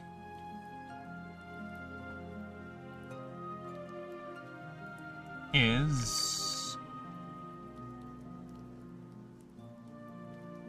imperative to all other biological instincts, even foregoing breeding, which the Alderons are no longer physically capable. Yes, I know how sad they became, these powerful creatures, but they don't have a dick nor a pussy that works anymore.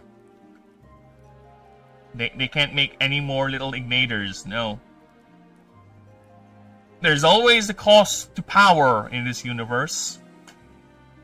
And in this case, the Alderon has lost the ability to create little ignators. That is the price of being a psychic Iron Man, Fire Man, Forge Man, no longer physically capable, as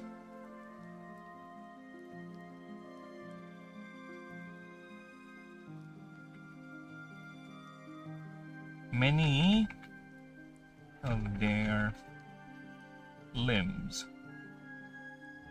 their extremities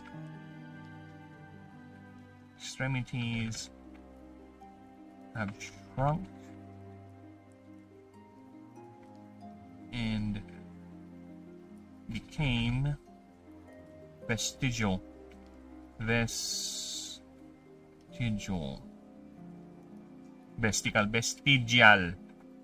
You know what? I'm gonna let word correct that. Shrunken have shrunk.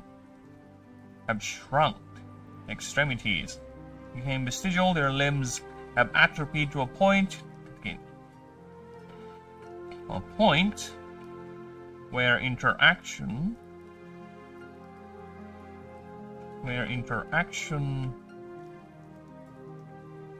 with the world is only done.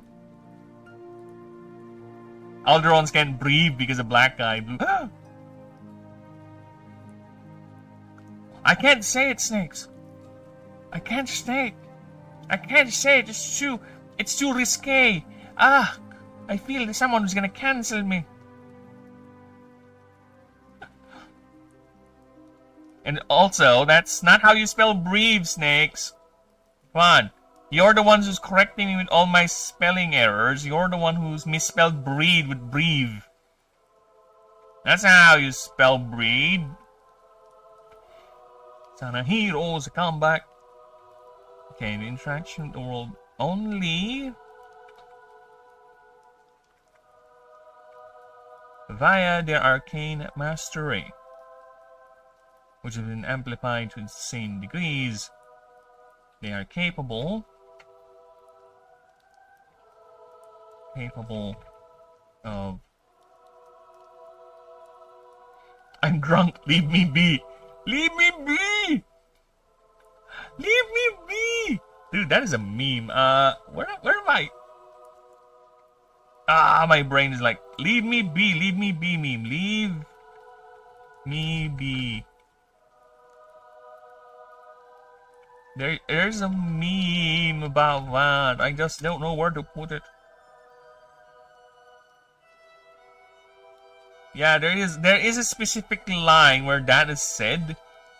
I just don't know where it is. Dude, look at that.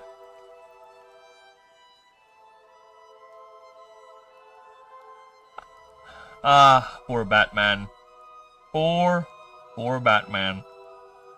He's still the little kid in that little alley, in that dark, damped alleyway all that years ago. He just never left it. He just never left it. He just buries it in layers of brooding vengeance. But he is still that little boy who still craves the presence of mommy and daddy and wish they never went through that dark, damp alleyway. Alright, enough about Batman. About Birdman. Leave me be always makes you think of Mootle. Oh yeah, you're right. I think that's it. I think that's it because he always does say that. Leave me be.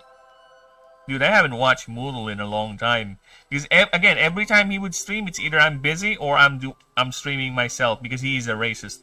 He hates burbs. He always overstreams. He always streams over me. He always steals my audience.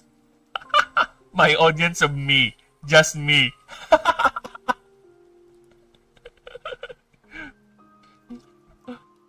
They are capable of limited telekinetic powers. Telekinesis. For a range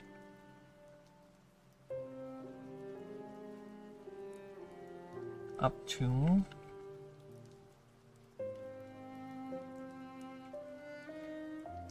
5 feet around them, as evident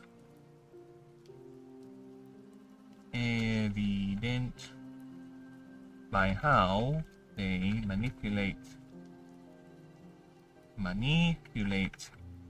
the basalt plates.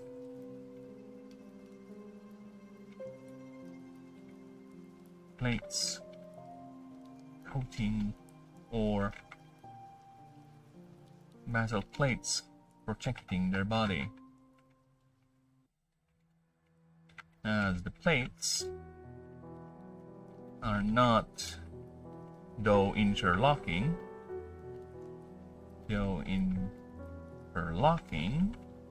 are only held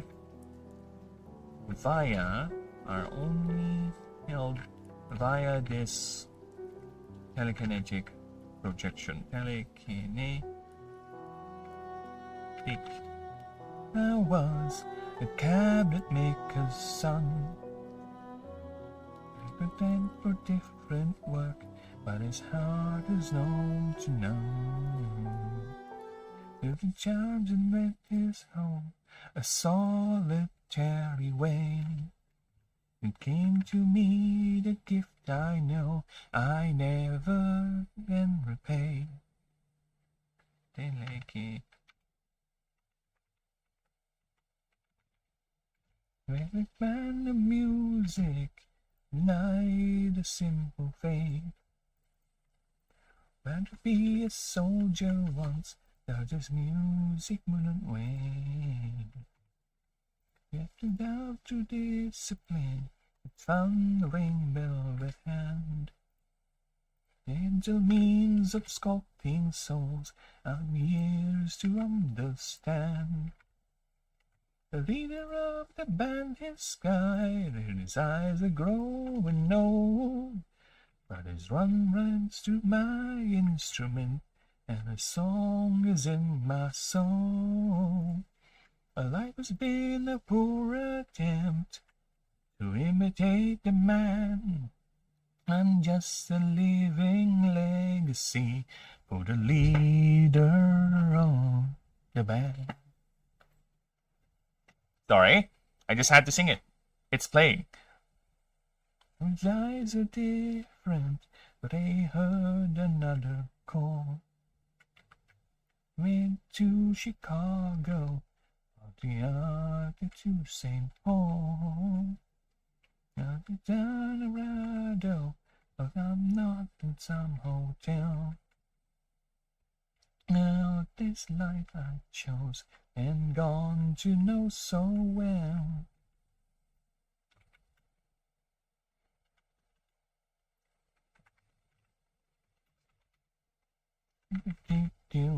The German always streams while I at work. I haven't been able to... See? I told you, he's a racist, Snakes. He's a racism. He tisms the race. The founder of the 99th Reich. Yeah, I know. There've been like so many Reichs that after the third, we just don't know it. They're all secret Reichs, and it's now the 99th. And Mutul is actually their leader. Just don't tell him that. It's a secret. We are his handlers, so we only know about that. And I think the rest of his new audience doesn't know about that. So only the old school people know about that secret. All those new guys that keep donating and keep on showing up on his streams, they don't know anything about the truth. They're sheep. They worship him. Yet they do not know that they're falling to his propaganda. That they are actually slowly being indoctrinated into the members of the 99th Reich. The poor attempt to imitate the man. I'm just a living legacy to the leader of the band. I'm just a living legacy to the leader of the band.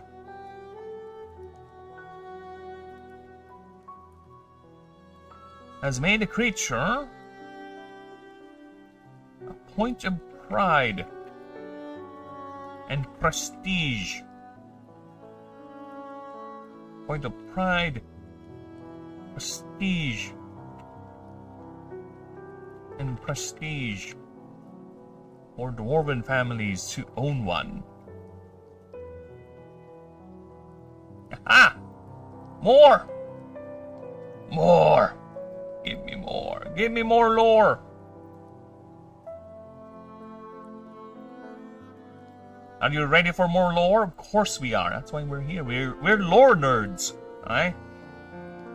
As a chosen Stekelsaur for Ascension is not a small affair. Oh, as a chosen Stekelsaur to be ascended. To be ascended is no small affair. Celebrations and public announcements make sure this clan has the money. Oh. And announcements. And public announcements. Flare out to all public, all media channels. Media channels. And even sent to non-dwarven holds.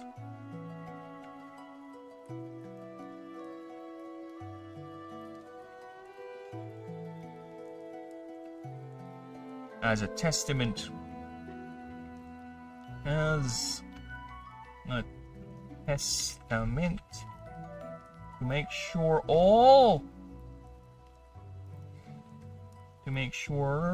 that all know this clan has the money, the wealth and status to own an Alderon, with many dwarven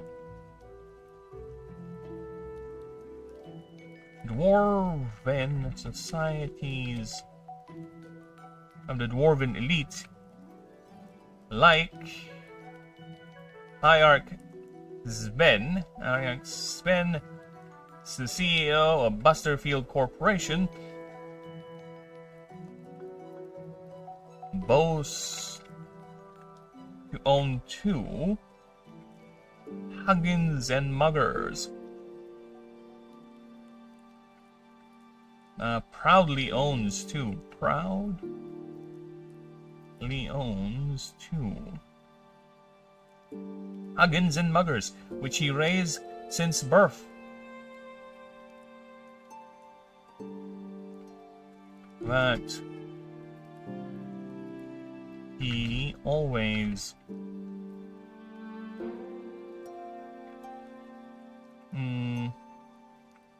has at the ready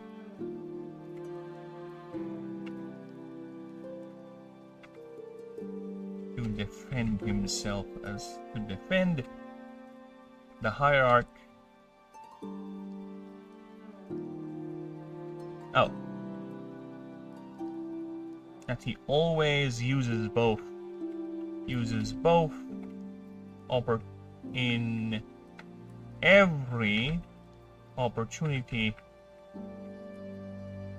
In every Animancer challenge he receives.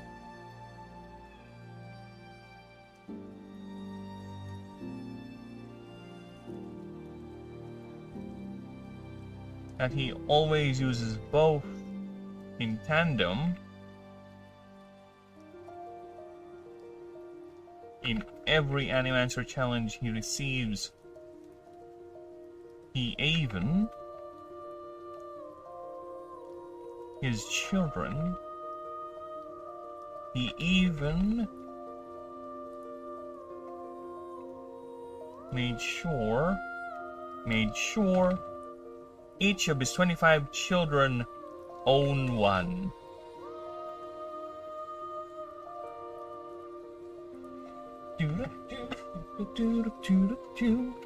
With rumors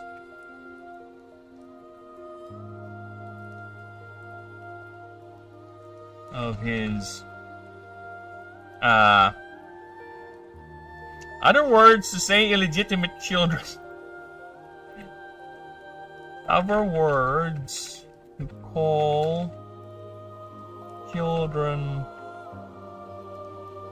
that are illegitimate. Alright, there has to be other words to say that, you know. Baseborn? Okay. Oh, love child, yeah, okay.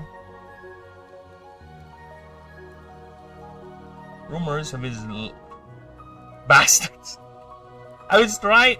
Okay, it's okay to use the word bastards in the context that I would find funny, but this is supposed to be a seriously done biological journal of a creature, so I cannot, because I'm playing a voice here. This is not me. This is the voice of an in-world biologist. Okay, so I cannot have them use the word bastard. Okay. Fortunately, as much as I want to, I can't. It's not gonna fit in the voice. So we have to use. I already forgot the word I chose. I already forgot the word I chosen. Okay, love child. Rumors of his love children to own his numerous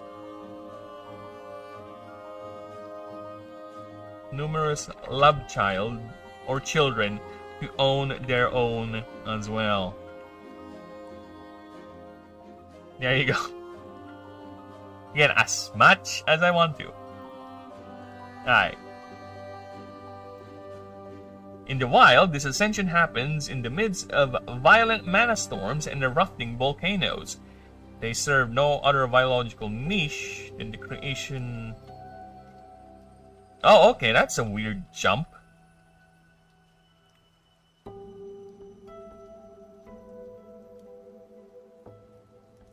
Which is something.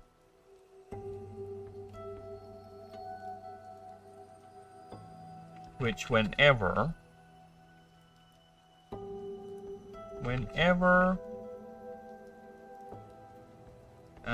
event happens near a herd,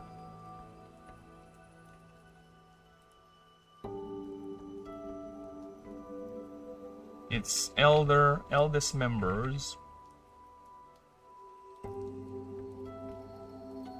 gravitate towards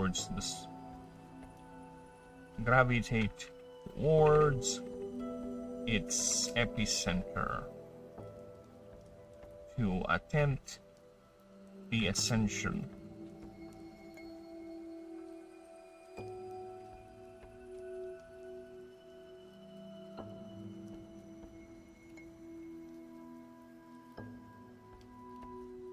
Yet, however, this stage seems to serve no other biological niche other than the creation of new materials, of new minerals and other mineral resources. This is the main theory in which biologists suspect why the creature is made by the ancients in the first place. Because we already have the Horaces theory up here, so I don't need to mention it down here anymore. It's gonna be redundant in the first place. There you go. These creatures are extremely rare in the wild, as seeing one is a race to bond. Oh, as seeing one becomes a race to bond or capture the creature for.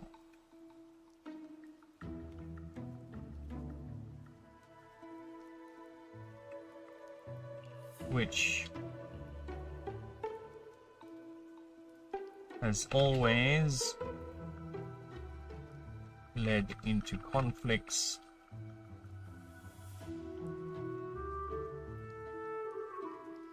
with local authorities, primarily the Ranger Corps, the Ranger Orders of Ashen. For this creature is not a forge, but always lent? Led? The fuck are you talking about, word? Which has always led into conflicts with... What do you mean lent? Dude! Okay, English speakers in chat, why is word telling me that this is wrong, which has always led into conflicts with local authorities, primarily the Ranger Orders of Ashen? Why is that being screamed at me that it's wrong, and I have to change the word to lent? Fuck off, word. Sometimes its corrections are fucking bizarre. However, for this creature is not just a forge, but also a furnace of fire and etheric energy for any formidable animancer. See? It insists that this should be changed to lent. Always lent. Lent into conflict. It borrowed conflicts? What? Word. What the fuck are you talking about? Most frustrating. Oh fuck.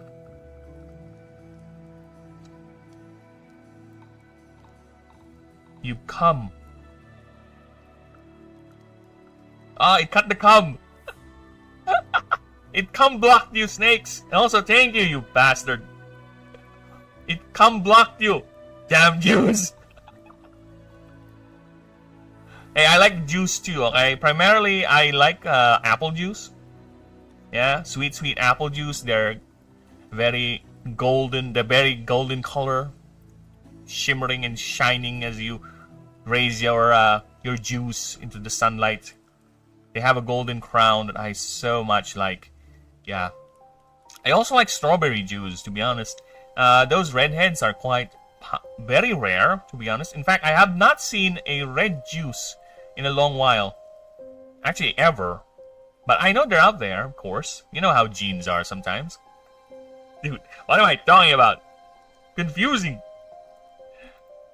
Alright, let's see the message. I know you left me a message. I have annoying phisms to do. Love you, Burb. Smooches. No problem, snakes. You take care. Mwah mwah. You have funsies. You take care of the splisms, okay? Thank you, thank you. Appreciate that always. Okay.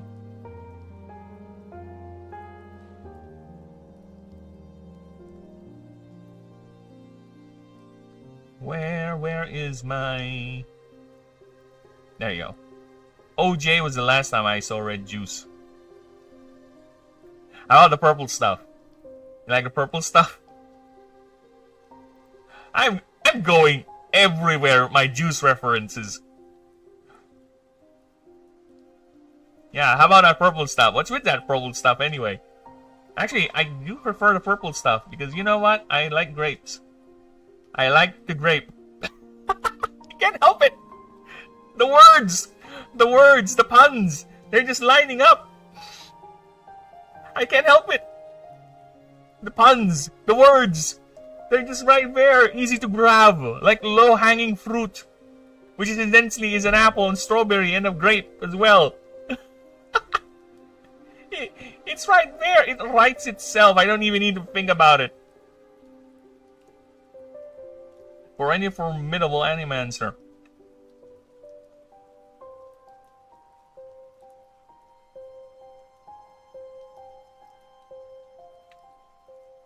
However, yet, there is the other meaning of seeing an Alderon without its shell. Seeing an Alderon outside its shell. Outside. Oh shit. Seeing an Alderon outside its shell. Why is it a question mark? It means the creature is not enough mana. It does not have enough mana to maintain its shell. Crawling on the ground with its belly exposed, a stark reminder of the world's dwindling mana.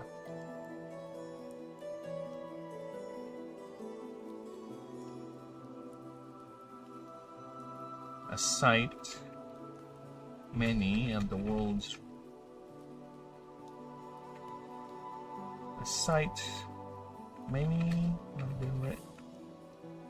ranger orders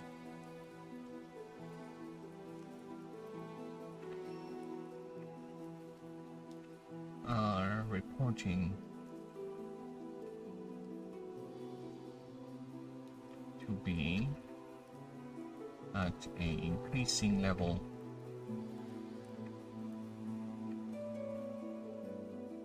at an increasing occurrence, especially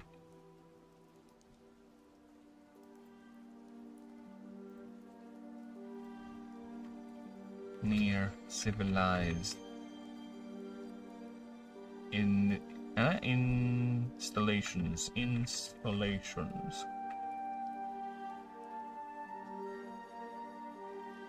There you go.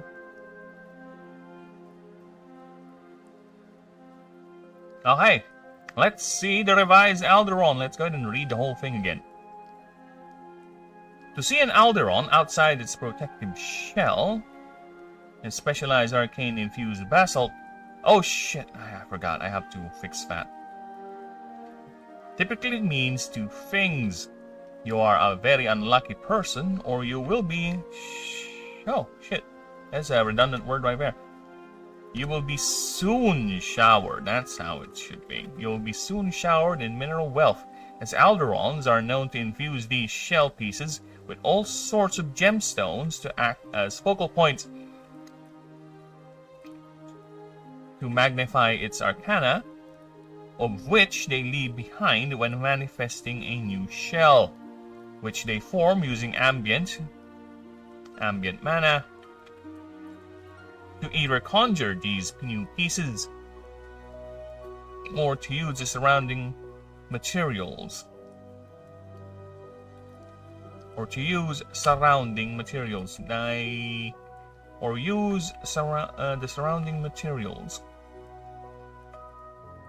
If any are available. Alderon shells are always of the same configuration, with tiny deviations and alterations, which are mostly negligible.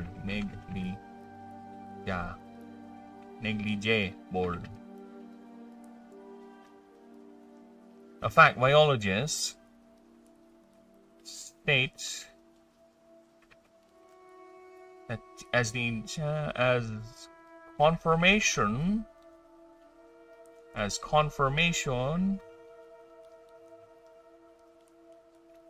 the entire line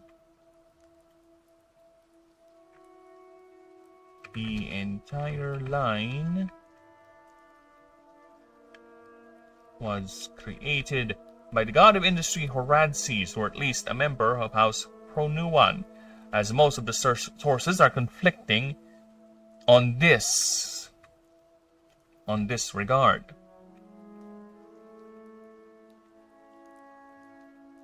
Some claim it's the now deceased is the murdered. It's the murdered god of fire. Others say it's Horadses, and others another claim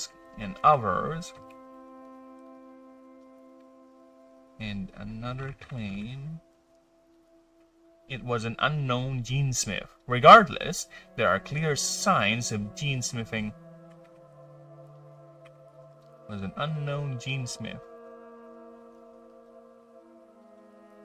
Clean signs of genesmithing are evident in the creature's biology, as this drive to shed and remake their shells. Oh my god, really? Is what they always do when exposed. Rather, is always done.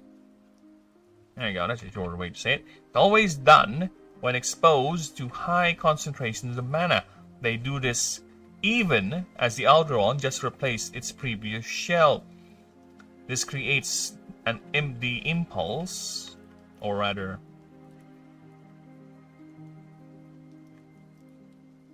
they have this impulse to find new rich mana wells, which is imperative to all other biological instincts, even foregoing breeding, which Alderons are no longer physically capable, as many of their extremities have shrunk and became vestigial.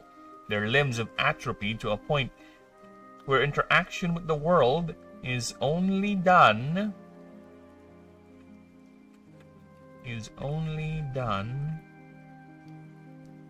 via their arcane mastery.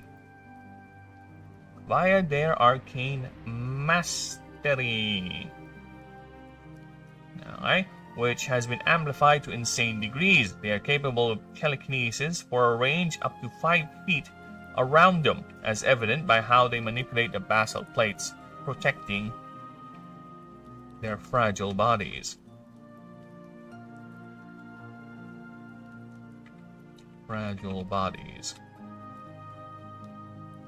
As the plates, though interlocking, is only held by this telekinetic power or projection.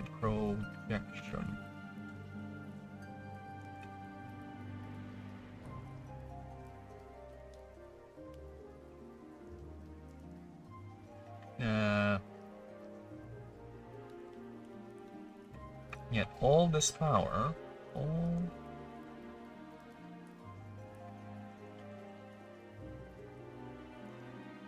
because despite this,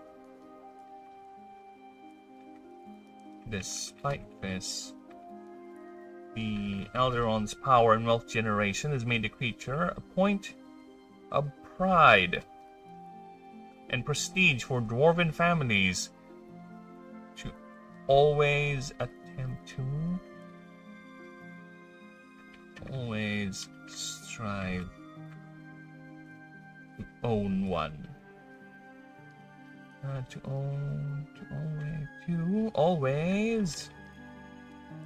Always strive to own one. There you go. As the chosen Stecklesaur, to be ascended is no small affair, as when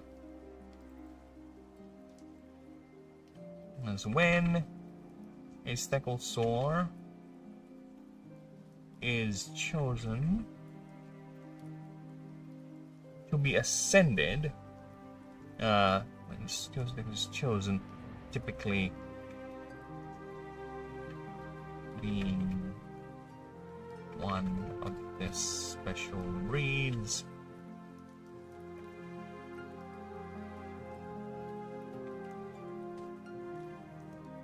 With the selection process needing to pass strict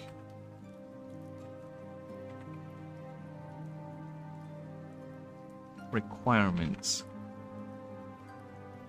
and voted and approved by a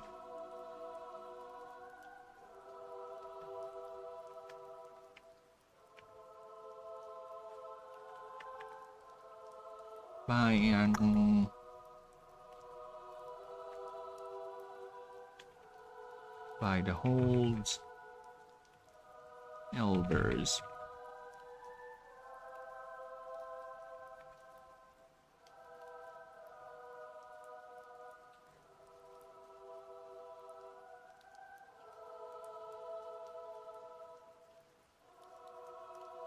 Okay.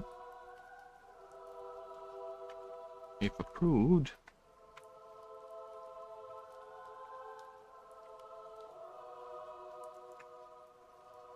this is no. If approved,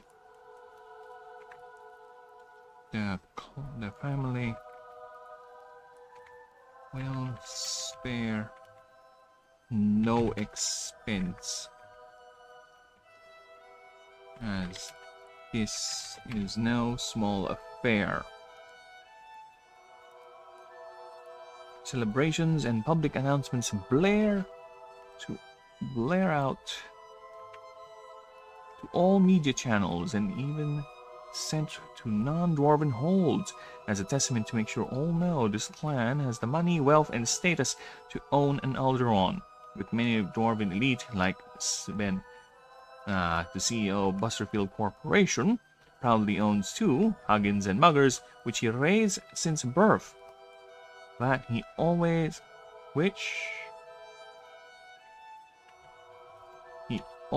uses both in tandem in every Animancer challenge he receives. He even made sure each of his 25 children owns one, with rumors of his numerous love children to own their own as well. In the wild, this ascension happens in the midst of violent mana storms and erupting volcanoes, which whenever an event happens near a nearby herds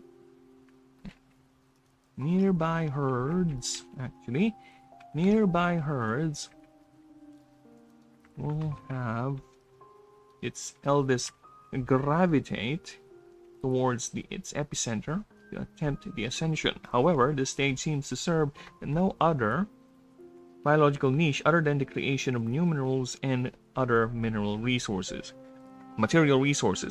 The the main theory. This is the main theory, which biologists suspect why the creatures was made by the ancients in the first place. The creatures are extremely rare in the wild. Seeing one is becomes seeing one. Seeing a wild one. Seeing sightings of one. Sightings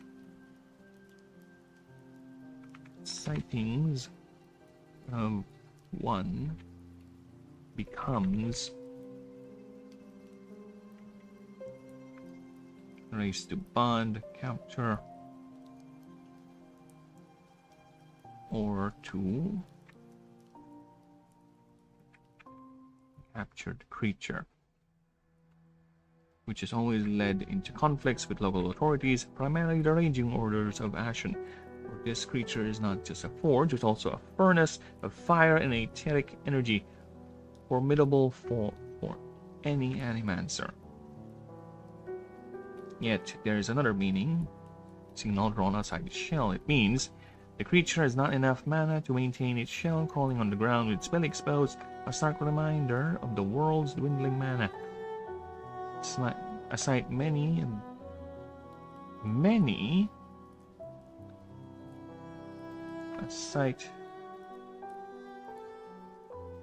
of the ranger orders are reporting to be an increasing occurrence, especially near civilized installations. Okay, one more read. Alright, but this time we're gonna do the whole thing. Alright. And I've been going for nearly 3 hours. I have not checked the streams. Now, let's see. How are the streams doing? We alive? We kicking? How you do? How you do, Strumbles? You okay? Wow, streams are actually going nicely. Nice. Alright.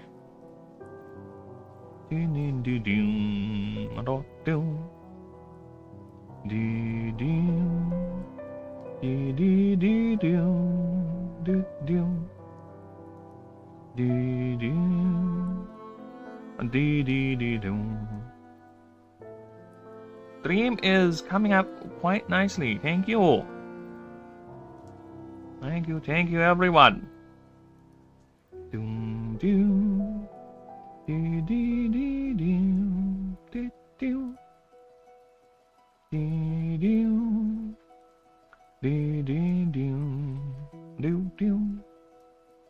Alright, let us continue. Yeah, I've been going on for almost 3 hours, and I have probably 30 more minutes. So hopefully I can at least complete one more creature profile, so at least I can do 3, or 4 rather. Yeah, 3, before I end the day. Because, you know, I have stuff to do. IRL calls, and IRL demands my attention.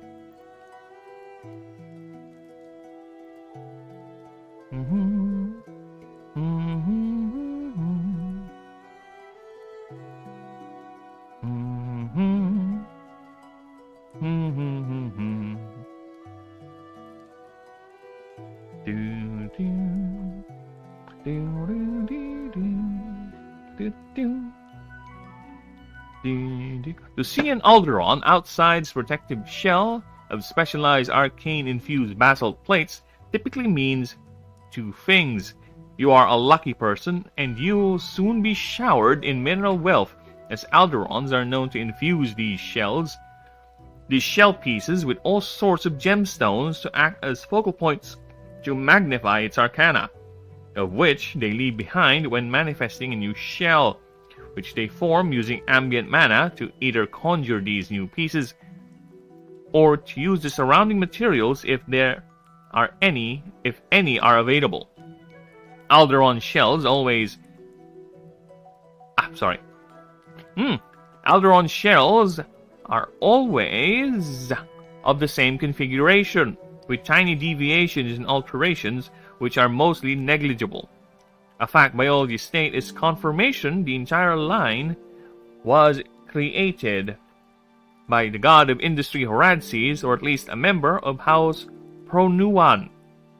As most of the sources are conflicting on this regard, some claim it was the murdered it was... Oh my god, really? It was the murdered god of fire. Others say it's Horadses. Another claimed it was an unknown genesmith. Regardless, there are clear signs of genesmithing evident in the creature's biology, as this drive to shed and remake their shells is always done when exposed to high concentrations of mana. They do this even as the Alderon just replaced its previous shell.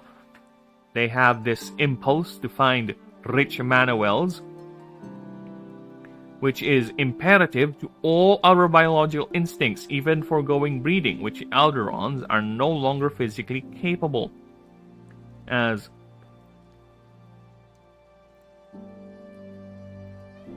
As many of their extremities have shrunk and became vestigial, their limbs have atrophied to a point where interaction with the world is only done by their arcane mastery, which has been, oh my god, really? I'm still not done.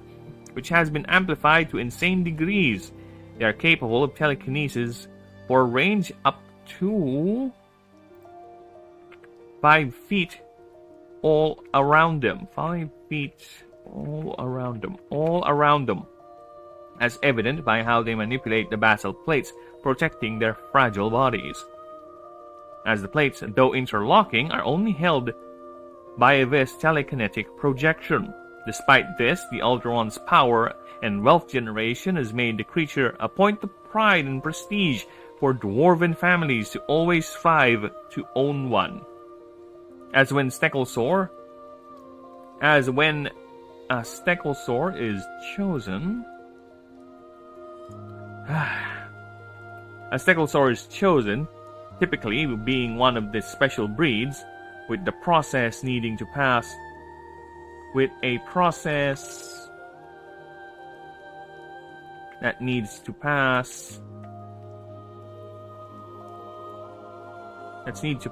strict requirements and voted and approved by the Hold's elders. If approved, the family will spare no expense, as this is no small affair. This is not a small affair. Celebrations and public announcements blare out to all media channels and even sent to non-dwarven holds. Non-dwarven cities, actually. Settlements. As a testament to make sure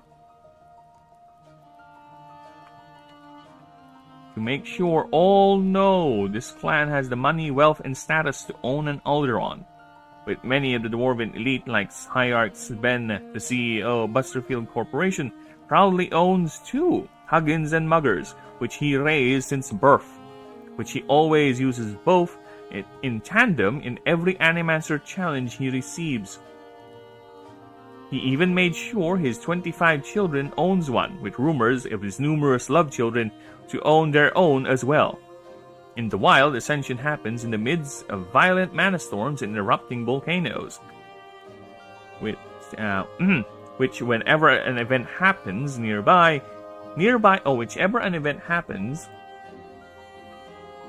herds will have its eldest gravitate towards its epicenter to attempt the ascension. However, this stage seems to serve no other biological niche other than the creation of new minerals and other material resources. This is the main theory in which biologists suspect why the creature was made by the ancients in the first place. These creatures are extremely rare in the wild, as seeing one as oh my god, it became rare, are extremely rare in the wild, as sightings of one becomes a race to bond or capture or to protect. To bond or to protect the creature, which always led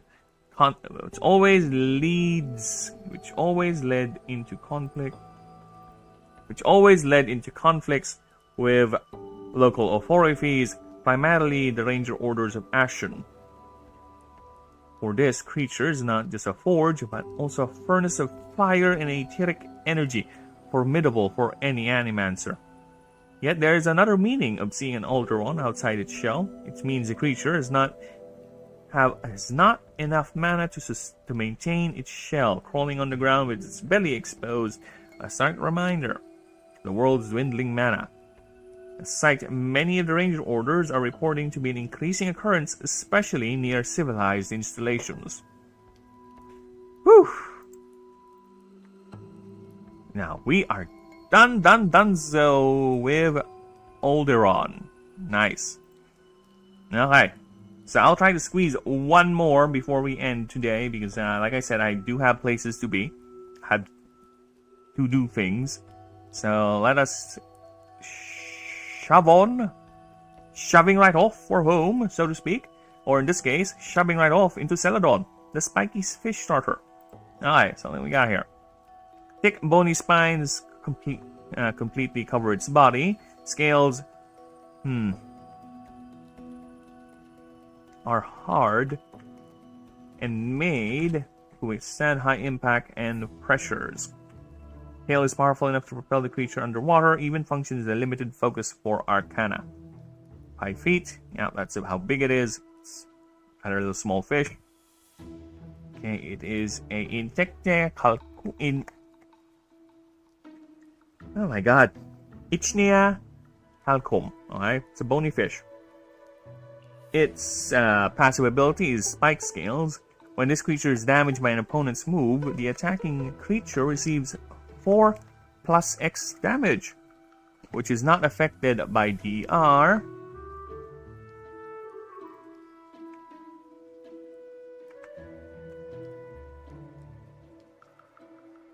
X is this creature's current level. As long as this creature is or at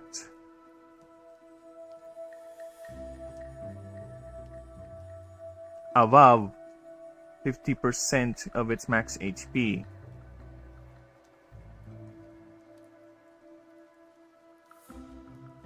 Oh, this is a separate clause.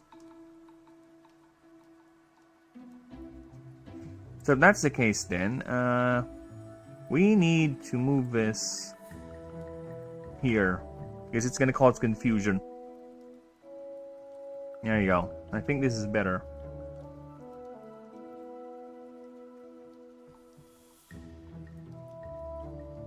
Right. As long as this creature is or is, oh my god! As long as this creature is or is at or above 50% of its max HP, it gets plus 10% more DR. I think it's a bit redundant. It has 10% more DR when this creature is damaged.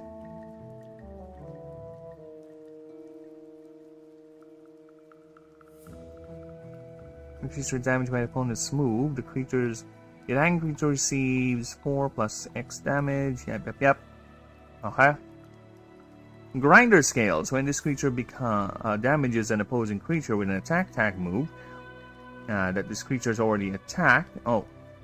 Attack tag move.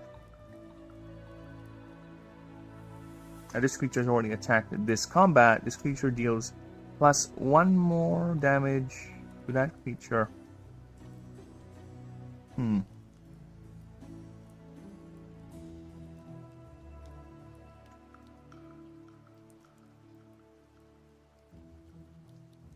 Yeah. I think it's fine.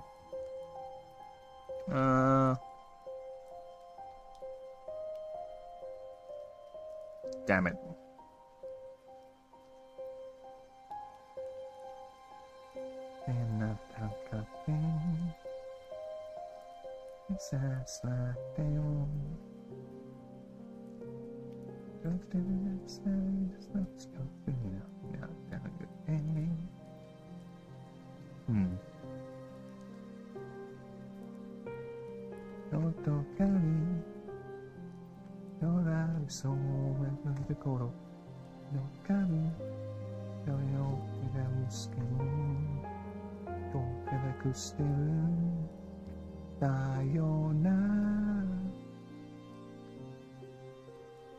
Kawa Suzuki Nagaru Kara. No, 2 is fine. Yeah. Water power, as long as this creature is fine with that. Alright. Goete.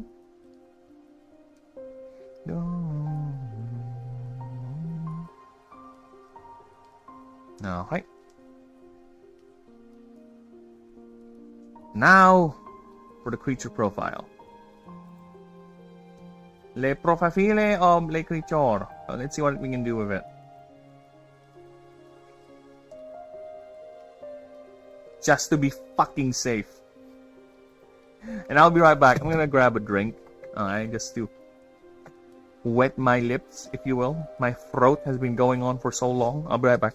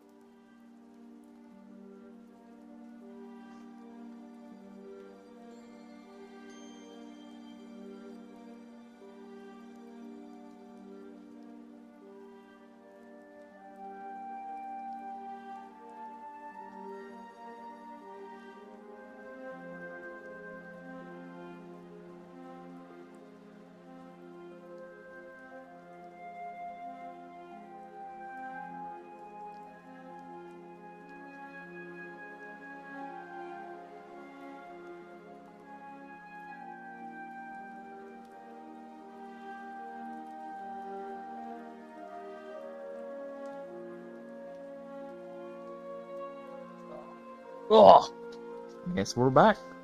Alright. Teledons are among the hardest to bond with for any aspiring animancer.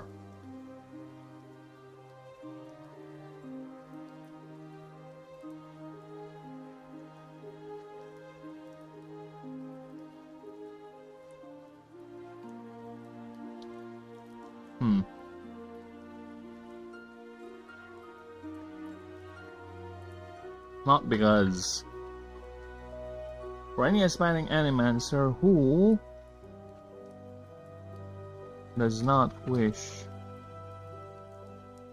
to go through the paperwork and fees of the Department of Natural Preservation of Sanctuary.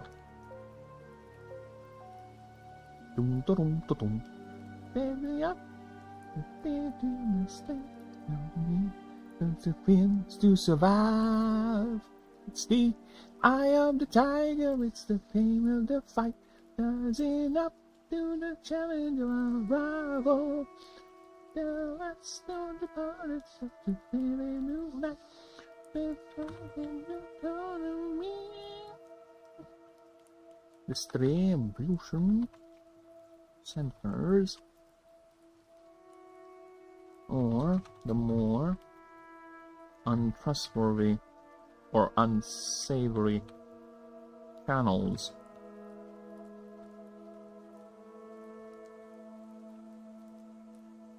Because though it is not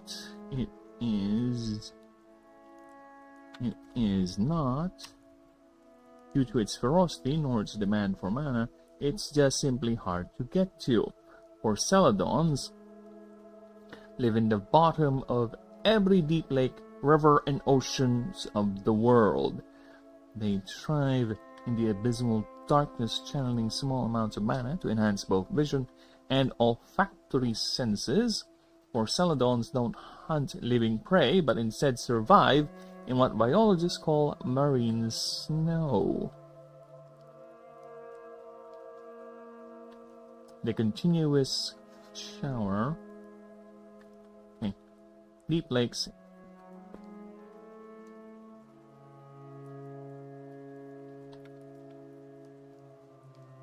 this does not, the creature is remarkably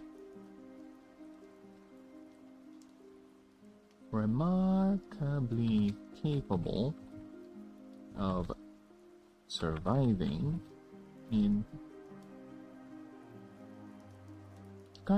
surviving in both salt and freshwater biomes.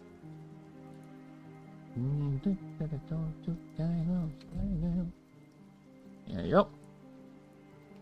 They thrive in the invisible darkness, marine snow, the continuous shower of tiny organic particles that falls from the upper layers of the ocean down to the deep sea.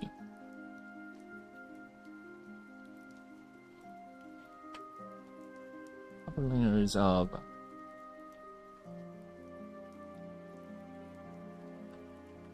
to the deep sea.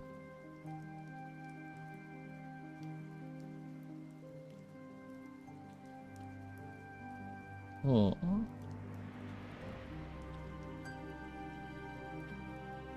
In the case of lakes and rivers, any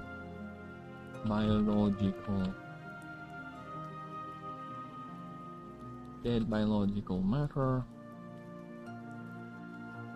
that happens to sink in its bottom. They are normally solitary creatures, but if there's a bounty of biological material to scavenge,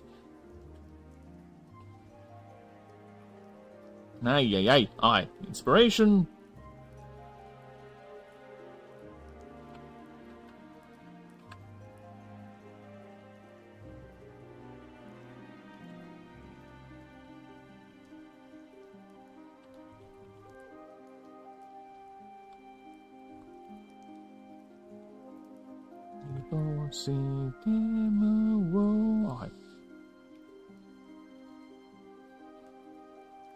Found your biological material to scavenge.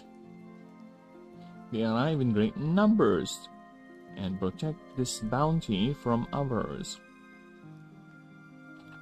From other non-Celadon scavengers.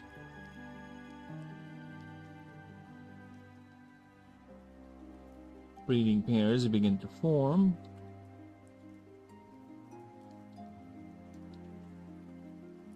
With breeding pairs,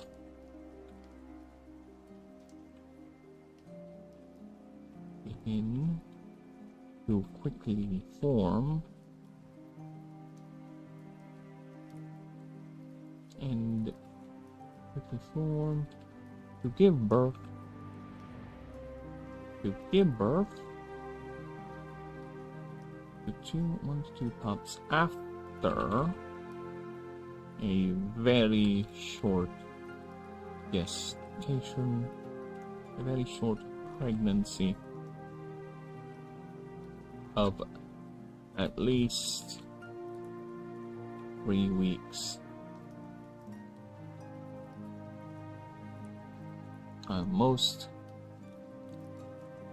While those either too young or incapable of securing a mate guard those that can.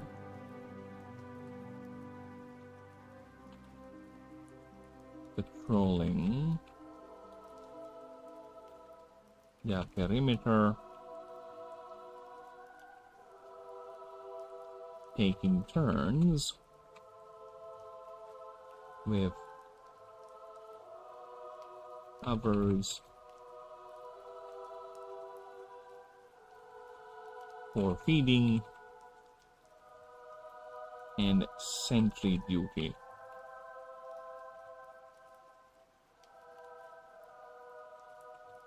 However,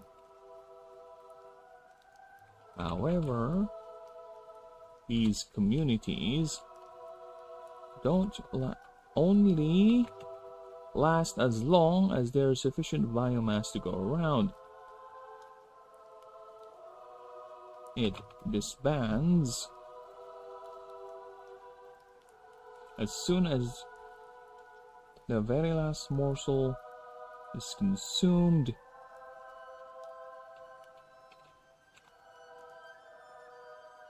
Each returning to their solitary ways, with breeding stopping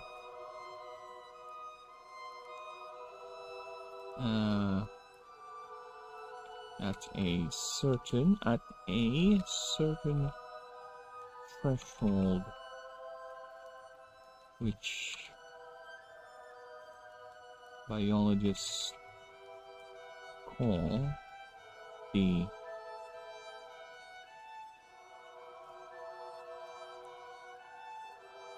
ration.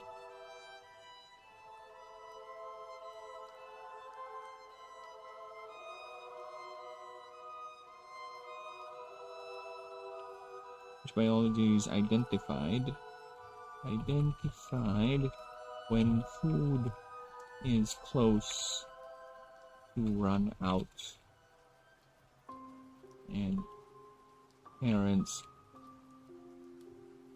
will only focus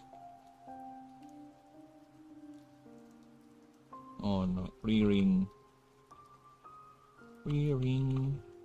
the young before they themselves leave these pups to fend for themselves. Okay. Yet alone, a celadon is not fully vulnerable. The creature is affectionately described as a tail with razor teeth for fins, which is true, for the creature has no means of locomotion other than its long leaf caudal fin, leaf-like caudal fin. This fin can channel mana to aid in propelling its body and making very tight, quick turns if needed. While its head contains a beak mouth designed to both store and slice through all manner of valuable material, even bone.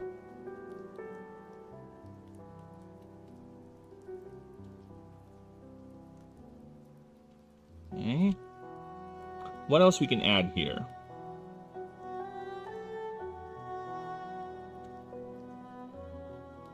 Even bone. So we are now at the solitary things, right?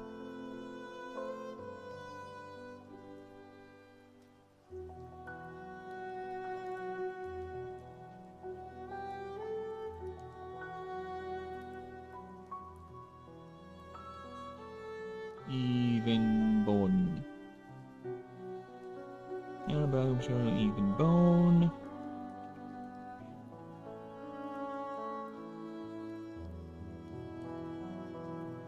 Okay.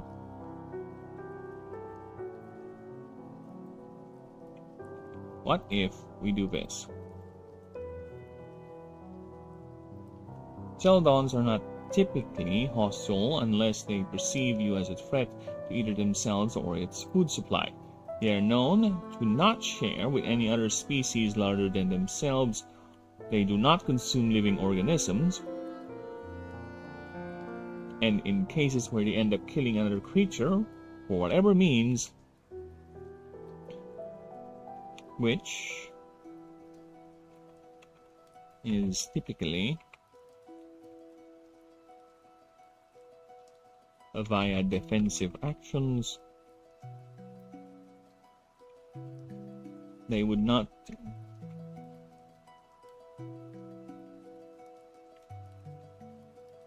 the creature has been observed to wait at least a day before consuming it. This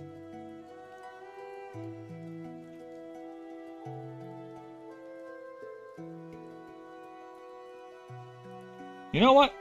The more I think about it, whatever. I am going to do this just in case. This has made biologists confirm, or rather speculate,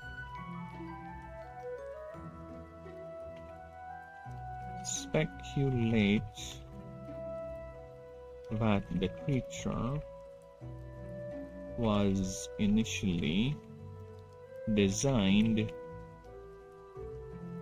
by the ancients as a means to clean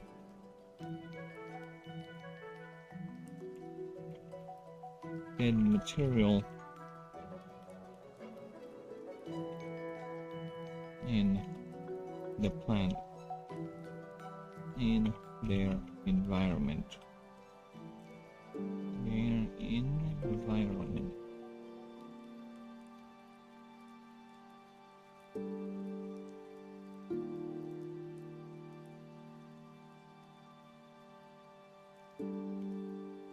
Yet the primary reason why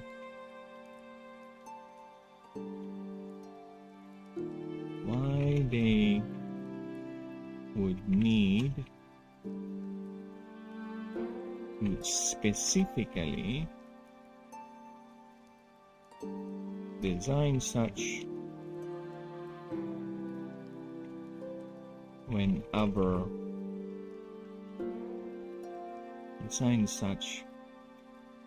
remains unknown.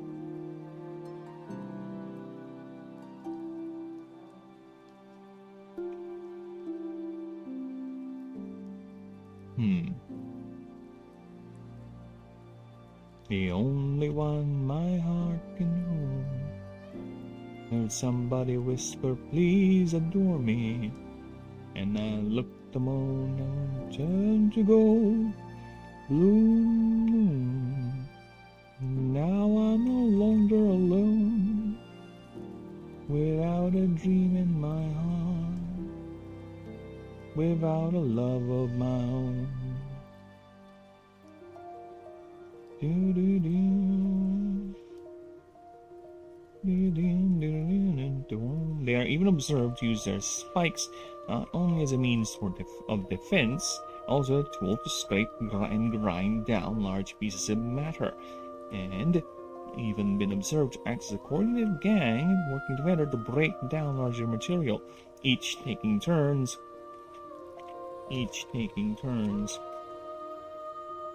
sawing bits off the carcass.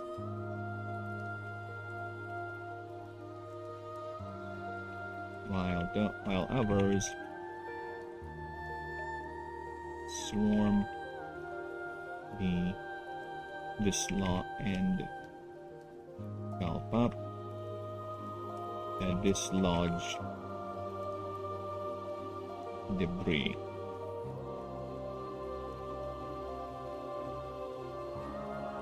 Hold on, I'm extremely resilient, able to regenerate.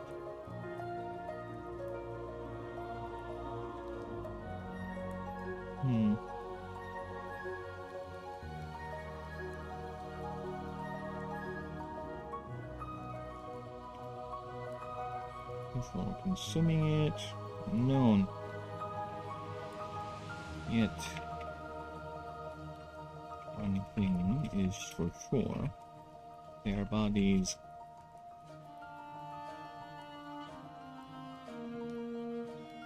Peladons extremely resilient, able to regenerate limbs, regenerating their tails lying down in the bottom floor.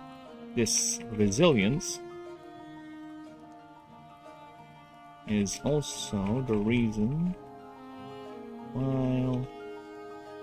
why they are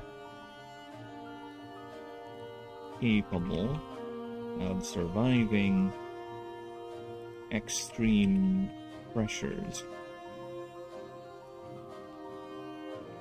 without even relying on extreme pressures. Their bodies are capable of changing mass to match and achieve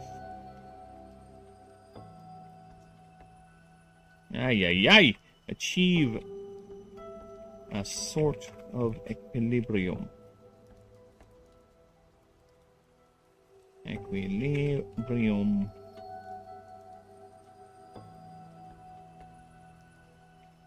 Not archive, achieve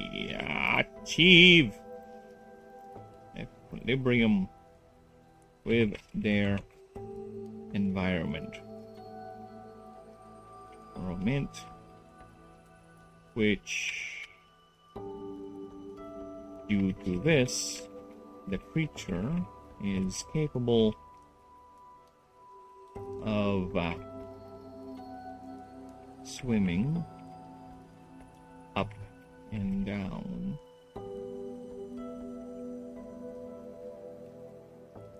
the surface without needing to drastically alter its form. As bonded specimens,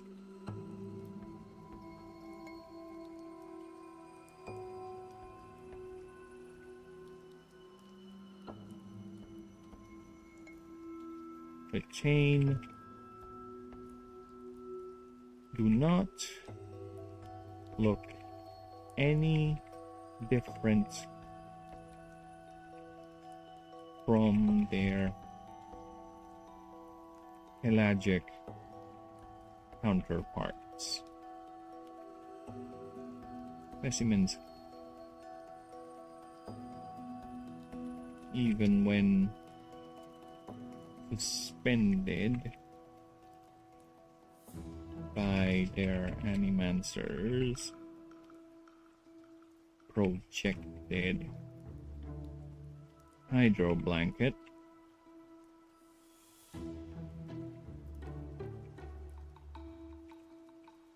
There you go.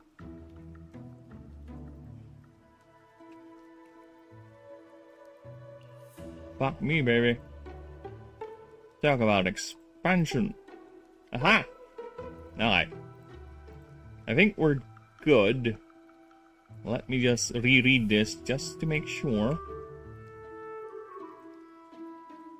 Okay.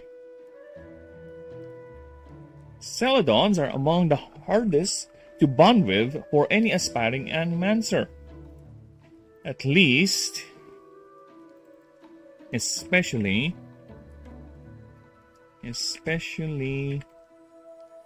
one who does not wish to go through the paperwork and fees of the Department of Natural Preservation of Sanctur, the DNPS distribution centers, or to deal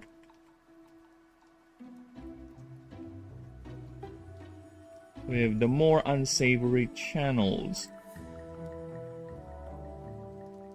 Though it is not due to its ferocity nor to its demand for mana, it is simply hard to get to, for Celadons live in the bottoms of every deep lake, rivers, and oceans of the world. The creature is remarkably capable of surviving salt and freshwater biomes as well.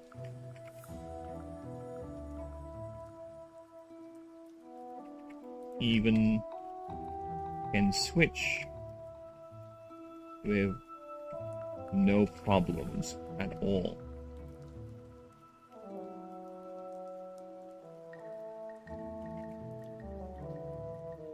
Alright. They thrive in the abyssal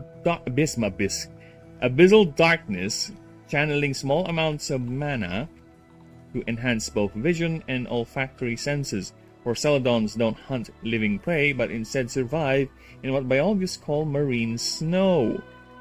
The continuous shower of tiny organic particles that falls from the upper layers of the ocean down to the deep sea.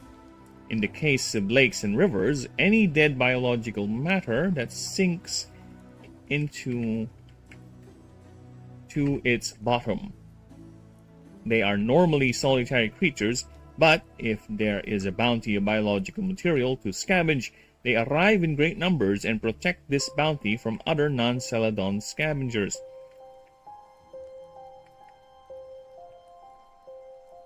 With breeding pairs begin to quickly give birth to 1 to 2 pups after a very short pregnancy of at least 3 weeks, while those either too young or incapable of securing a mate guard those that can, patrolling the perimeter, taking turns with others for feeding and sentry duty. However, these communities only last as long as there is sufficient biomass to go around. It disbands as soon as the very last morsel is consumed, each returning to their solitary ways, with breeding stopping at a certain threshold which biologists identified when the food is close to run out. Parents will only focus on rearing the young before they themselves leave these pups to fend for themselves, for they too leave these pups to fend for themselves. Yet alone, a Celadon is not fully vulnerable. The creature is affectionately described as a tail with razor teeth for fins, which is true, for the creature has no means of locomotion other than its long leaf-like caudal fin. This fin can channel mana through to aid in propelling its body and making very tight quick turns if needed, while its head containing its beak mouth, specially designed to both store and slice through all matter of biological material, even bone. Celadons are not typically hostile unless they perceive you as a threat to either themselves or its food supply. They are known not to share with other species larger than themselves. They do not consume living organisms, and in case where they end up killing another creature for whatever means, which is typically via defensive actions, the creature has been observed to wait at least a day before consuming it. 4. In cases I end up getting a creature which is typically via defensive actions. Alright. This made biologists speculate that the creature was initially designed by the ancients as a means to clean dead material from their environment. Yet the primary reason why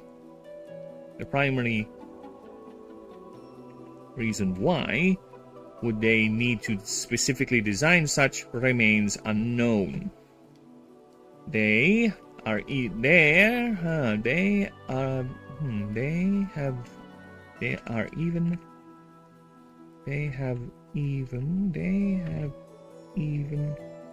been observed to use their spikes not only as a means for defense, but also as a tool, just using it to scrape and grind down large pieces of matter, and even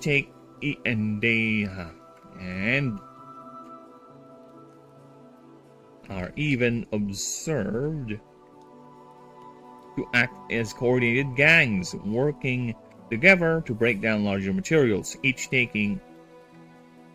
sawing bits off. Each taking turns sawing bits off the carcass, while others swarm and gulp up the dislodged debris. Celadons are extremely resilient, able to regenerate limbs, even switching to a pure mana-based diet if regenerating their tails. They lie still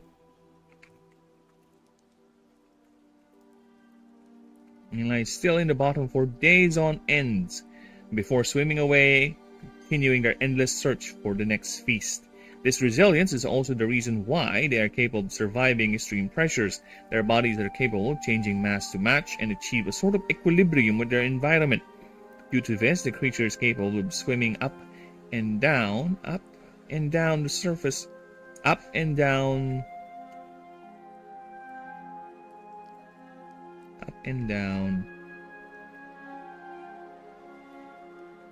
It's swimming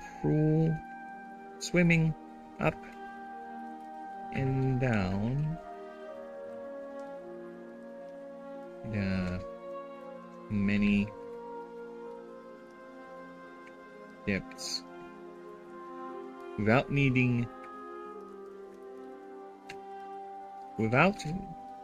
the need to drastically alter its form, as bonded specimens, even when suspended by the Animancer's projected hydro blanket, do not look any different from their pelagic counterparts.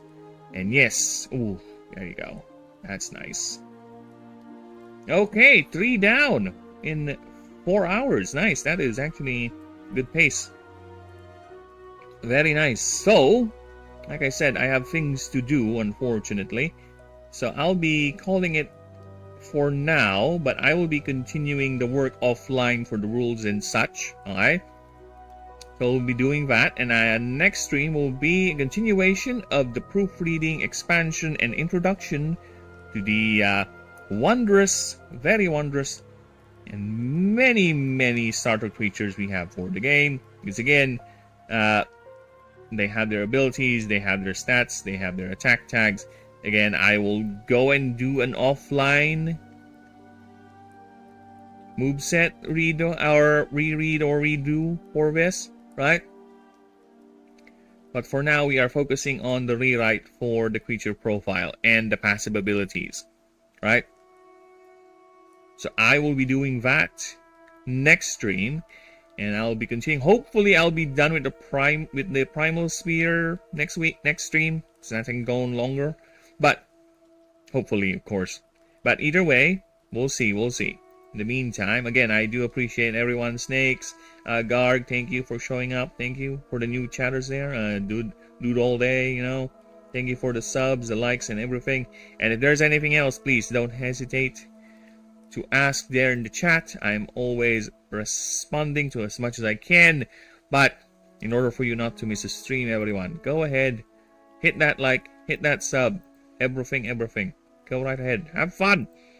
The project will continue, and it will continue on until we are done, and until we are doing even though when we're gonna eventually do the test games for the tabletop, we will still